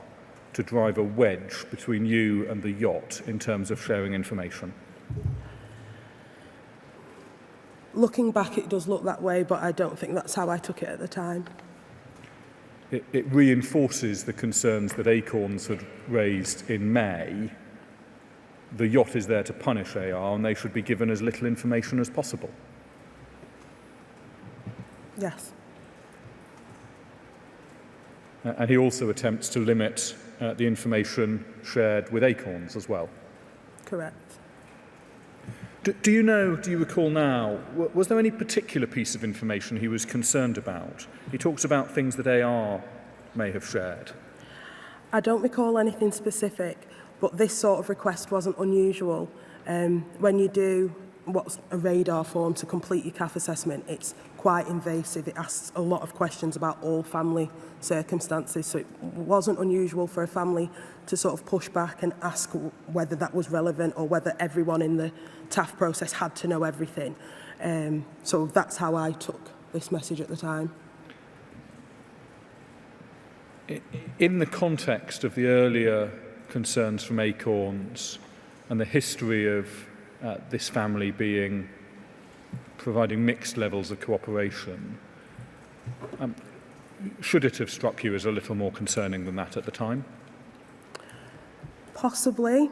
I think from reading and knowing myself, I think at this stage I wasn't actually concerned that I wouldn't be able to share the information, if that makes sense. So even though he's saying that, I think I likely felt that I'd be able to encourage him and talk him round. I mean, when he's saying, we don't want the yacht in this matter, please, They should not know more than they need to see out their enforcement work, and they don't need your input. Please don't involve them anymore. That was a clear instruction to you. Yes. Your view, though, was that you would be able to persuade him to change his mind rather than that you could share in any event, just to be clear. Potentially, yeah. Can we look then at the next entry on page 37, which is your response?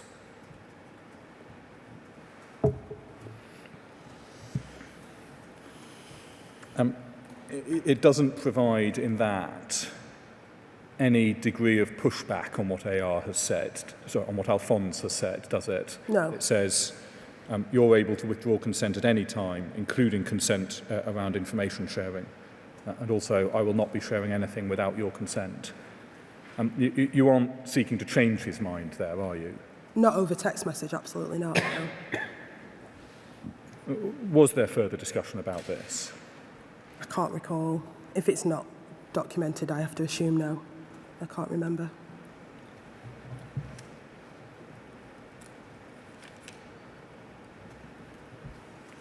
This would have been quite an important development for the yacht to know about, wouldn't it? Yes, if he firmly said absolutely no, I feel like I would have said so. It's not just if he maintains his position and says, no, I don't want it shared. It's important that they know that he has taken that position at all, isn't it? Yes, but before I would contact them, it would be after I had that conversation, because then if he agreed, I would then let them know. He originally said this, but now he's agreed.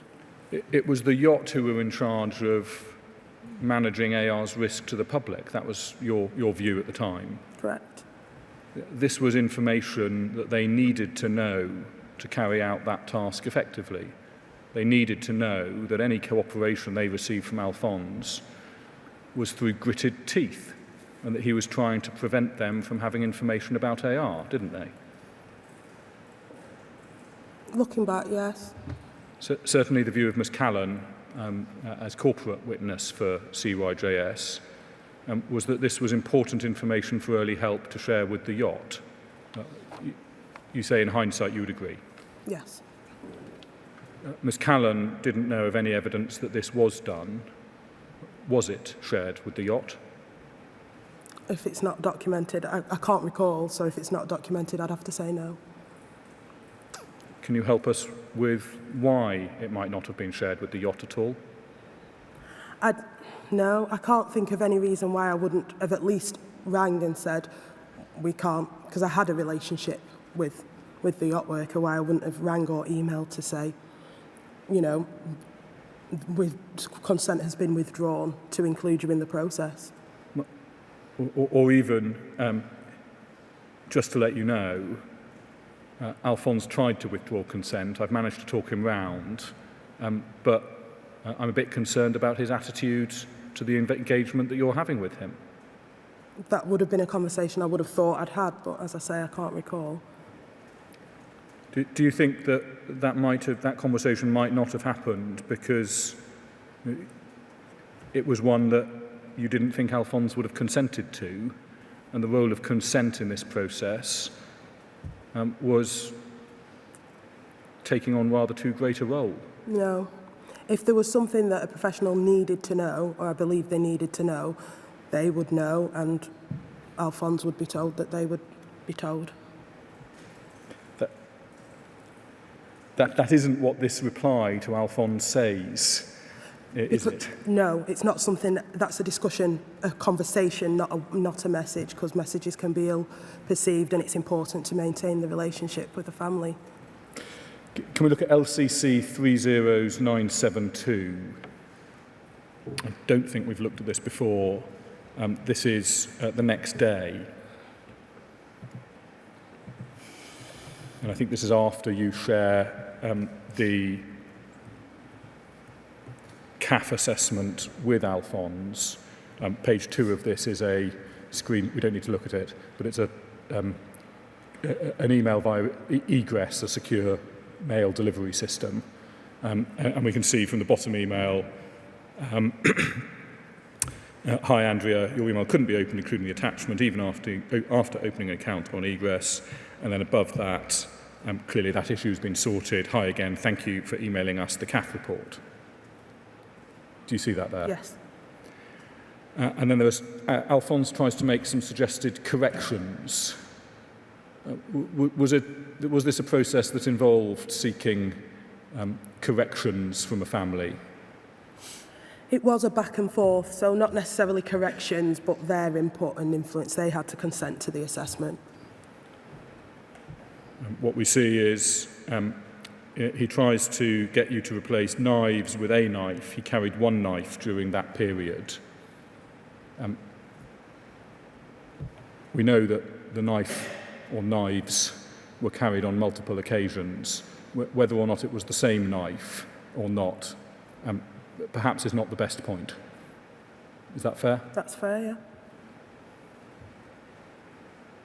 yeah. He does say, reading the report has brought clarity and answered our concerns. This doesn't appear to reflect any sort of discussion that you have then had about information sharing. He doesn't say, I told you yesterday don't share with the yacht, but I've changed my mind, for example. Yeah. He might not say anything quite so clear-cut Yeah. as that, but there's nothing that we can draw from that to that effect.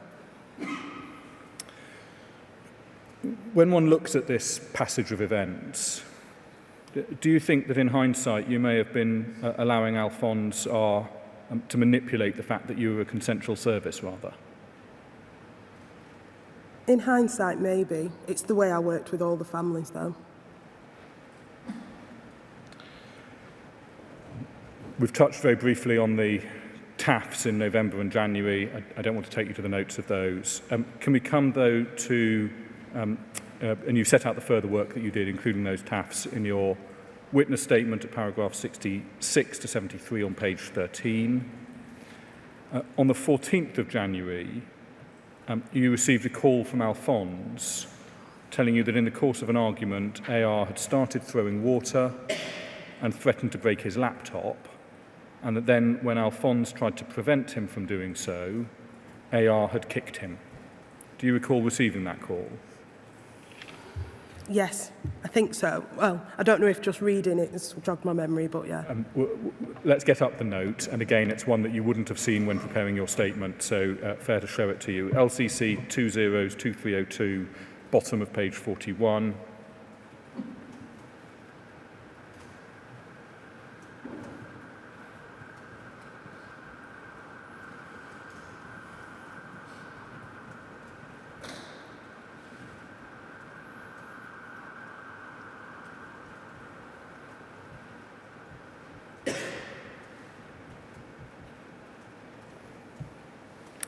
Yes, so the penultimate entry on that page.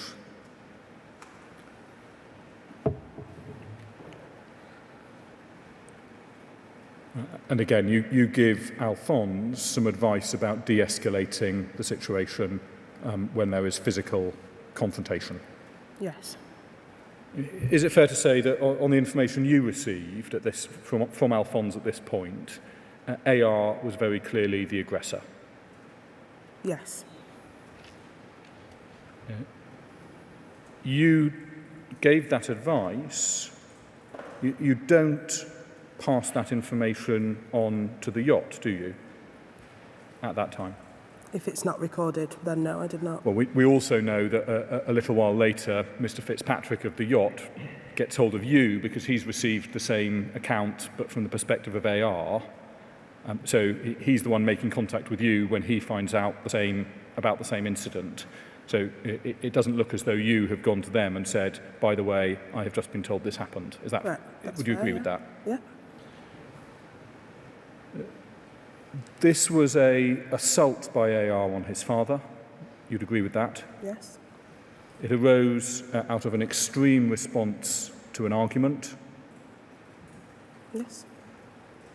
And on Alphonse's account, and I appreciate that at this stage you may not have had the full picture, on Alphonse's account, AR was totally in the wrong. Correct. Why not refer that to the yacht, who were responsible for managing AR's risk to others and the response to AR's violent offending? I don't know. I don't know, maybe because it was a family dispute. I don't know. I'm going to push you a little bit on that, Ms. Fontaine-Smith, because it was only a family dispute is not, I suspect, the sort of way you have been trained to think not about only a violence. family dispute as in to minimise it, but it was a family dispute. It wasn't something that Alphonse wanted to report. I honestly can't tell you what my thought process was at the time. It should have been flagged to the yacht by you when you first found out about it, shouldn't it? I would think so, yeah. But you didn't do so. No, it appears not. I think on the 20th of January, you learned from Mr. Fitzpatrick that after AR had kicked Alphonse, and you may have learnt the additional detail at this point that it was in the testicles, after AR had kicked Alphonse, he had responded inappropriately by striking AR on the face. Do you recall that? Yes. And that led to you doing a home visit on the 25th of January. If we could look to the bottom of page 42 for your entry in respect of that.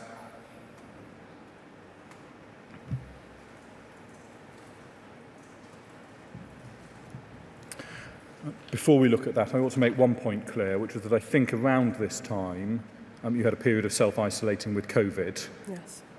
And that may be part of the picture for why you didn't report the matter to the yacht, although I don't think you would say that meant you shouldn't have done so. Correct, yeah. This is the note of your home visit on the 25th of January.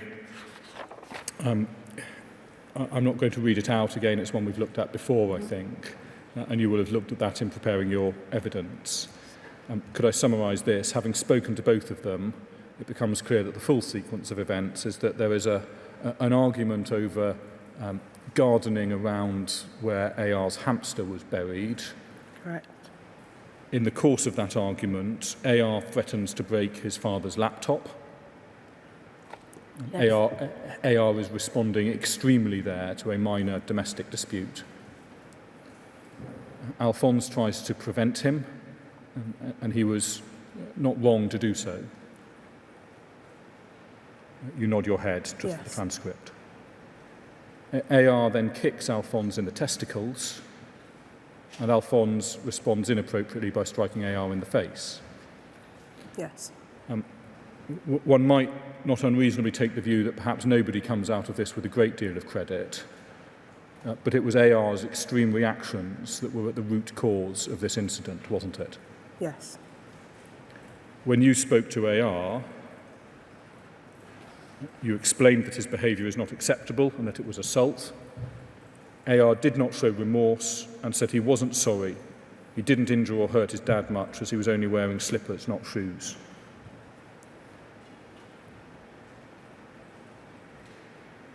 When one looks at this in the round, an extreme reaction to a perceived slight that has escalated into violence and where there is no remorse shown, do you think it is right to say that there were parallels with AR's behaviour in December 2019? Yes.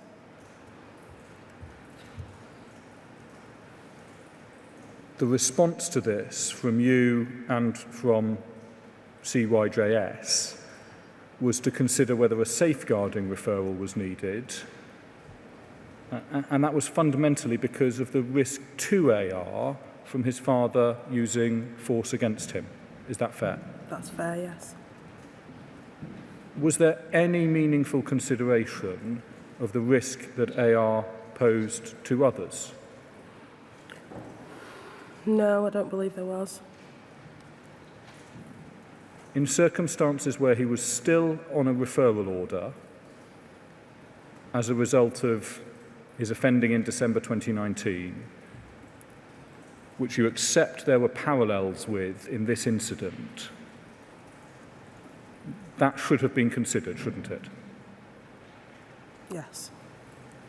It wasn't considered because there was an overly narrow focus on risks to AR as a child rather than risks from AR as a child. Correct.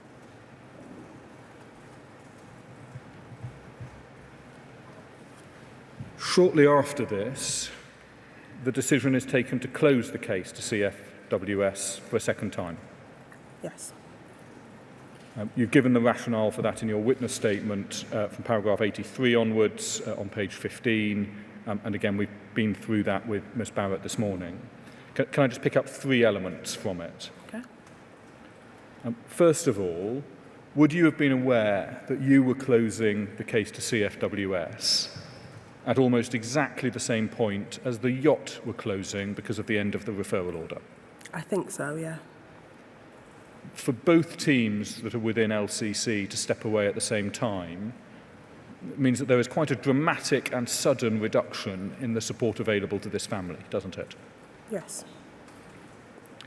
Second, you found out on the 4th of February, when you carried out a final visit with Alphonse R and AR, that AR had just received his diagnosis of autism spectrum disorder, and that it was one that he was not accepting of.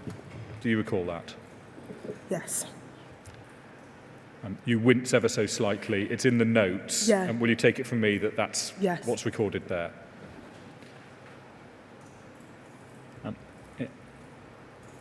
It was also, of course, very shortly after that assault that we've just been talking about. So there were signs that the positive steps that may have been taken in the relationship between Alphonse and his son were at best fragile. It was a difficult relationship. I think a lot of that incident of violence in the home was possibly overlooked due to his ASD. Violence within the home from children with ASD is fairly common, so maybe it was overlooked due to that. Was there a case here for, on those factors, the new ASD diagnosis, the recent assault, and the yacht closing at the same time because the referral order had ended? Was there a case there for your support having endured somewhat longer, just on those 3 factors? Potentially, but again, no clear role for us. It was something we'd have to justify higher up why we were remaining open after already beyond the 12 weeks that we should be working within. Can we see then if there was something that might have justified it? If we can look to LCC 201510, page 2.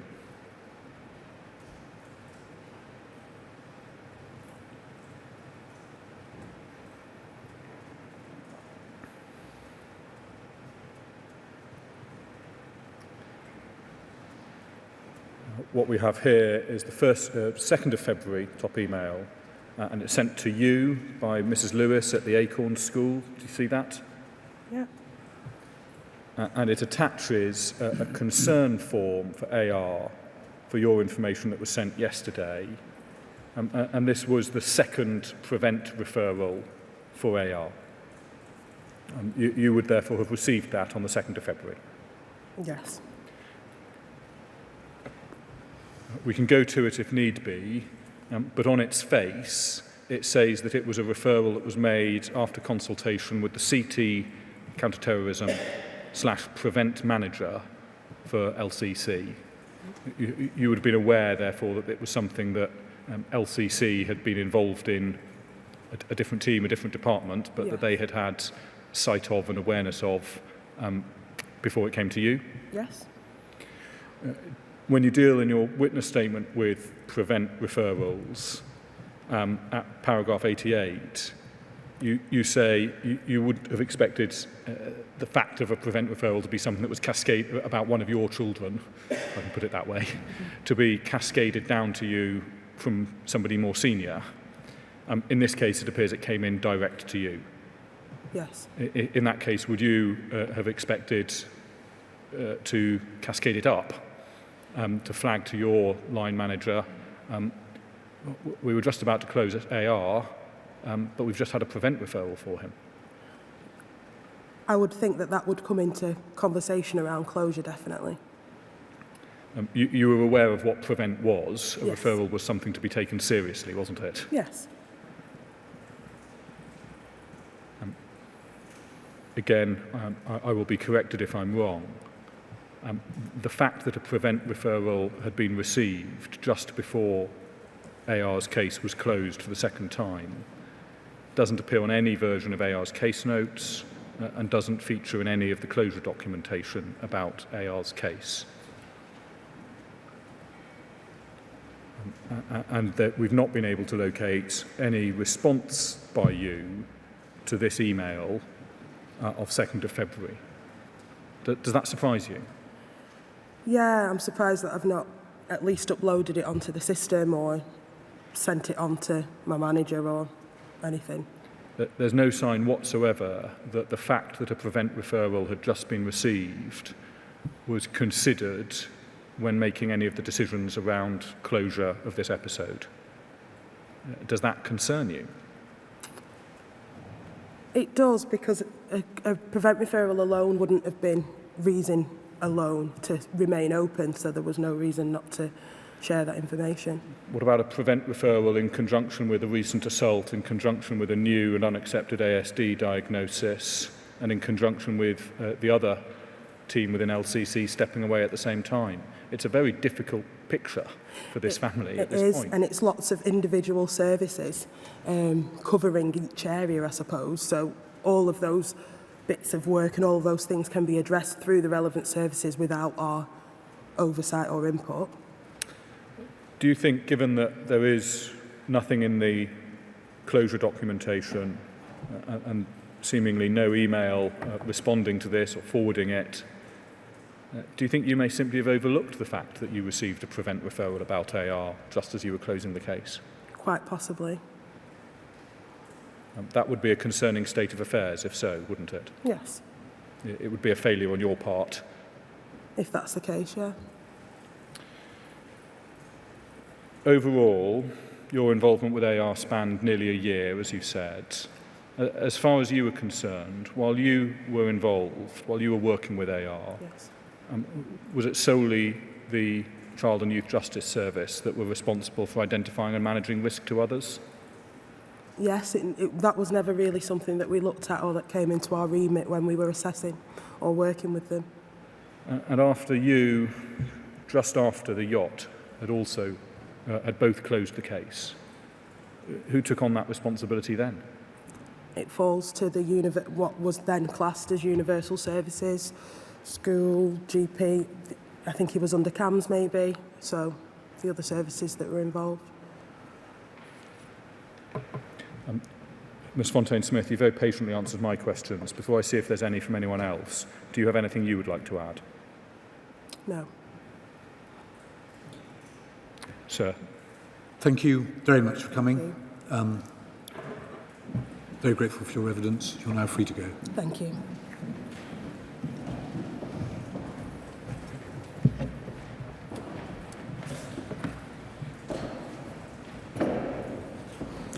Mr. Moss. Thank you, sir. So, as will be apparent, we're not going to have time in what remains of this afternoon to deal with the evidence of Miss Ashworth. She has kindly agreed to come back on Monday. I'm very grateful to her for that. That means that for Monday, the schedule will be Miss Ashworth first, then be Miss Anderson, corporate, which is on behalf of Children's Social Care, Ms Coombs from Lancashire County Council, giving corporate evidence on behalf of Adult Social Services, and then Sarah Connolly for the Department DSIT. Yes. So with your permission, what we would propose to do is use what time we have left this afternoon to deal with the two presentations that were due earlier in the week. Certainly. I'm just looking to my left to see if our stenographer is okay if we continue for a bit, but we probably will need a further break, I think, at some stage. Although this is going to be material that's read out, isn't it, verbatim? It is. Shall we see how we go?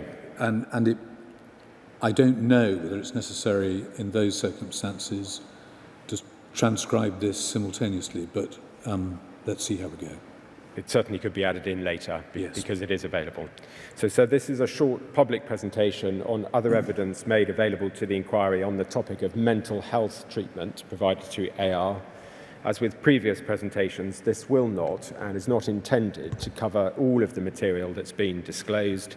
Instead, the purpose of this presentation is to make a high-level objective overview that makes public key statements and other materials which have been received by the inquiry, but where the witness has not been called or the material has not yet been brought out in the public hearings. I start with further evidence received from CAMS practitioners. The inquiry has already heard a great deal of evidence from CAMS practitioners. In addition, statements were also obtained from the following CAMS practitioners who were not called to give oral evidence. Mr. Scott Morgan, AR's case manager, December 2019 to February 2020. Mr. Samuel Coppard, who was AR's case manager from May 2020 to August 2020, and also the family therapist allocated to AR's family from May 22 to April 24. Ms. Samantha Steed, AR's case manager from April 2021 to August 2022. Ms. Jill Locke, AR's brother Dion R's case manager. Ms. Emma Walker-Riley, a specialist safeguarding practitioner. And Michelle Warner, AR's key worker from November 21 to March 22.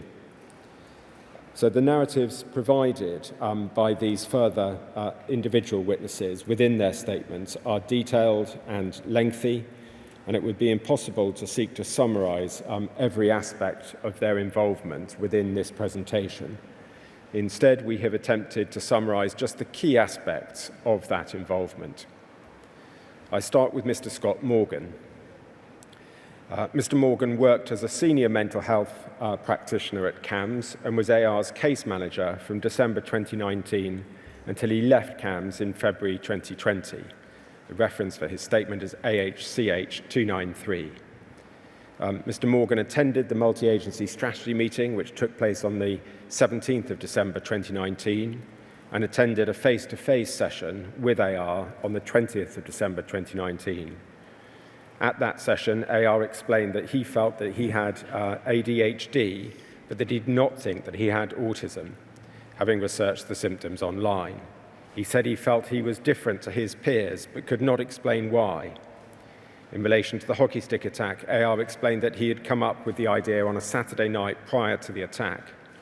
AR explained that when he got to the school, he felt sad when he could not find the boy he had come to attack, and that he would only have used the knife if the hockey stick did not hurt the boy the way that he had been hurt.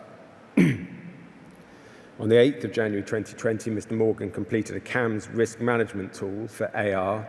The reference for that is AHCH 162 at page 14. He noted that there was a risk of intentional harm to others in that risk assessment. Further detail of Mr. Morgan's interactions with other agencies are set out within his witness statement. His last involvement with AR's case was to write to Miss Anna Jameson, social worker at LCC's Children's Social Care on the 14th of February 2020, AHCH 95, pages 5 to 6. In that communication, he provided an overview of his opinion on AR's communication skills, social skills, and daily living routines. He concluded that AR was, quote, bright young man who has good insight into computers with potential to learn to understand the world around him, end quote. He said that he felt that, quote, with time, AR will learn to understand his emotions and regulate them with situational contexts, end quote. Mr. Morgan explained that he would have liked to have carried out a handover of AR's case to the next case manager, but due to personal reasons, he did not complete this, and he left CAMS in February 2020. Samuel Coppard. Mr. Coppard is a clinical lead at Alder-Hey NHS Children's Foundation Trust, statement reference AHCH 30289.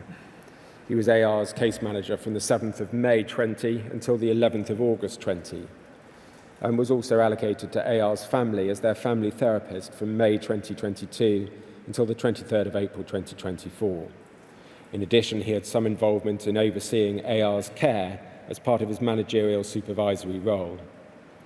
Turning first to his involvement as AR's case manager, He did not receive a handover from Mr. Scott Morgan because by the time that Mr. Coppard was assigned to AR's case, Mr. Morgan had left CAMS.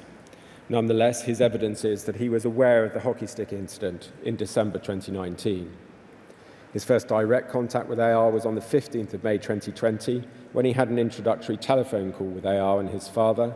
He asked AR what he felt his needs were that needed to be addressed, and AR said there were none, and he confirmed that there was nothing he wanted to discuss in relation to therapy. However, AR did agree that his worries about going out of the house might be something worthwhile discussing. Mr. Coppard spoke to AR again on the 18th of May 2020 and on the 1st of June 2020. But on further calls on the 12th of June and the 15th of June 2020, AR refused to speak to him. At a multidisciplinary team meeting on the 17th of June 2020, Mr. Coppard reported that AR was not engaging or participating in therapeutic work with him. Mr. Coppard agreed to offer a face-to-face appointment for AR, which AR did attend on the 2nd of July 2020.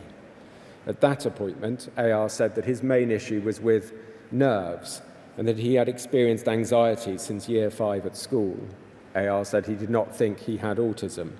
A further face-to-face appointment was scheduled for the 9th of July 2020, but AR did not attend as he said he was unwell. But thereafter, AR attended a face-to-face appointment with Mr. Coppard on the 16th of July, but Mr. Coppard failed to document the details of that appointment. AR failed to attend further appointments on the 23rd of July and the 11th of August 2020. At a multidisciplinary team meeting on the 29th of July 2020, it was agreed that AR should be discharged from CAMS as AR was not engaging with treatment. Mr. Coppard entered no further appointment on the CAMS records, but AR was not formally closed on the CAMS system at that time, although Mr. Coppard's view is that he should have been. Mr. Coppard accepts that he failed to update AR's risk assessment whilst he was his case manager. However, he explains that in his view, there was no increase in risk in the period in which he was AR's case manager, which would have caused him to alter the risk assessment on the CAMS file. Mr. Coppard's role as AR's case manager came to an end on the 11th of August 2020. In Mr. Coppard's managerial and supervisory role, he allocated Ms. Samantha Steed to AR as his new case manager on the 1st of April 2021, after he was informed by Ms. Lindsay Boggan, from whom we've heard evidence, from the ASD pathway, that AR had received a diagnosis of ASD, and AR's father had requested a new CAMS appointment in light of AR's increasing levels of anxiety. As part of his managerial role, Mr. Coppard was also involved in various multidisciplinary team meetings and discussions with CAMS staff in relation to AR over the course of the following 13 months, which is to say April 2021 to May 2022, which are detailed in his witness statement. Mr. Moss, will you forgive me if I interrupt for a moment? This is being read out to a room in which, I think without exception, there are core participants, CTI and myself, and no one in the public gallery. It is being broadcast, as I understand it, on YouTube. Yes. But the entire contents of this are going to be uploaded onto the website so that it can be read by anybody who is interested. I am wondering as to the utility of this process. Well, sir, as you will know, that's an issue that I myself have raised, and Yes. provided that you are content and provided that there's no objection from my learned friends, what we can do is simply arrange for the transcript of this presentation to be uploaded as if it were a transcript. It will then be fully public.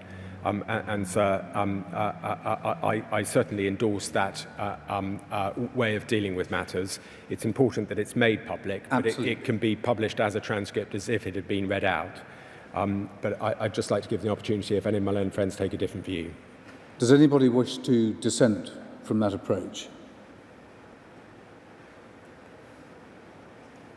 I've just given an opportunity as well for the media, but as it will be made available, I don't think, and I'm seeing even a thumbs up from our journalist attending. Others Can I look at in the the background. solicitors of the inquiry to make sure she doesn't? Right. Good. So I'm very grateful. Forgive me for having started. No, not at all. It's me for being slow at not realising that this was in fact going to take quite a lot of time that was probably going to be unnecessarily spent. With the caveats that travel arrangements might intervene, can we at least aim to start at 10 o'clock on Monday? We're not sitting tomorrow. Rather than 9:30. Rather than 9:30, I think, yes. Because it's a Monday morning. Fine. We will sit again at 10 o'clock on Monday morning. Thanks, sir.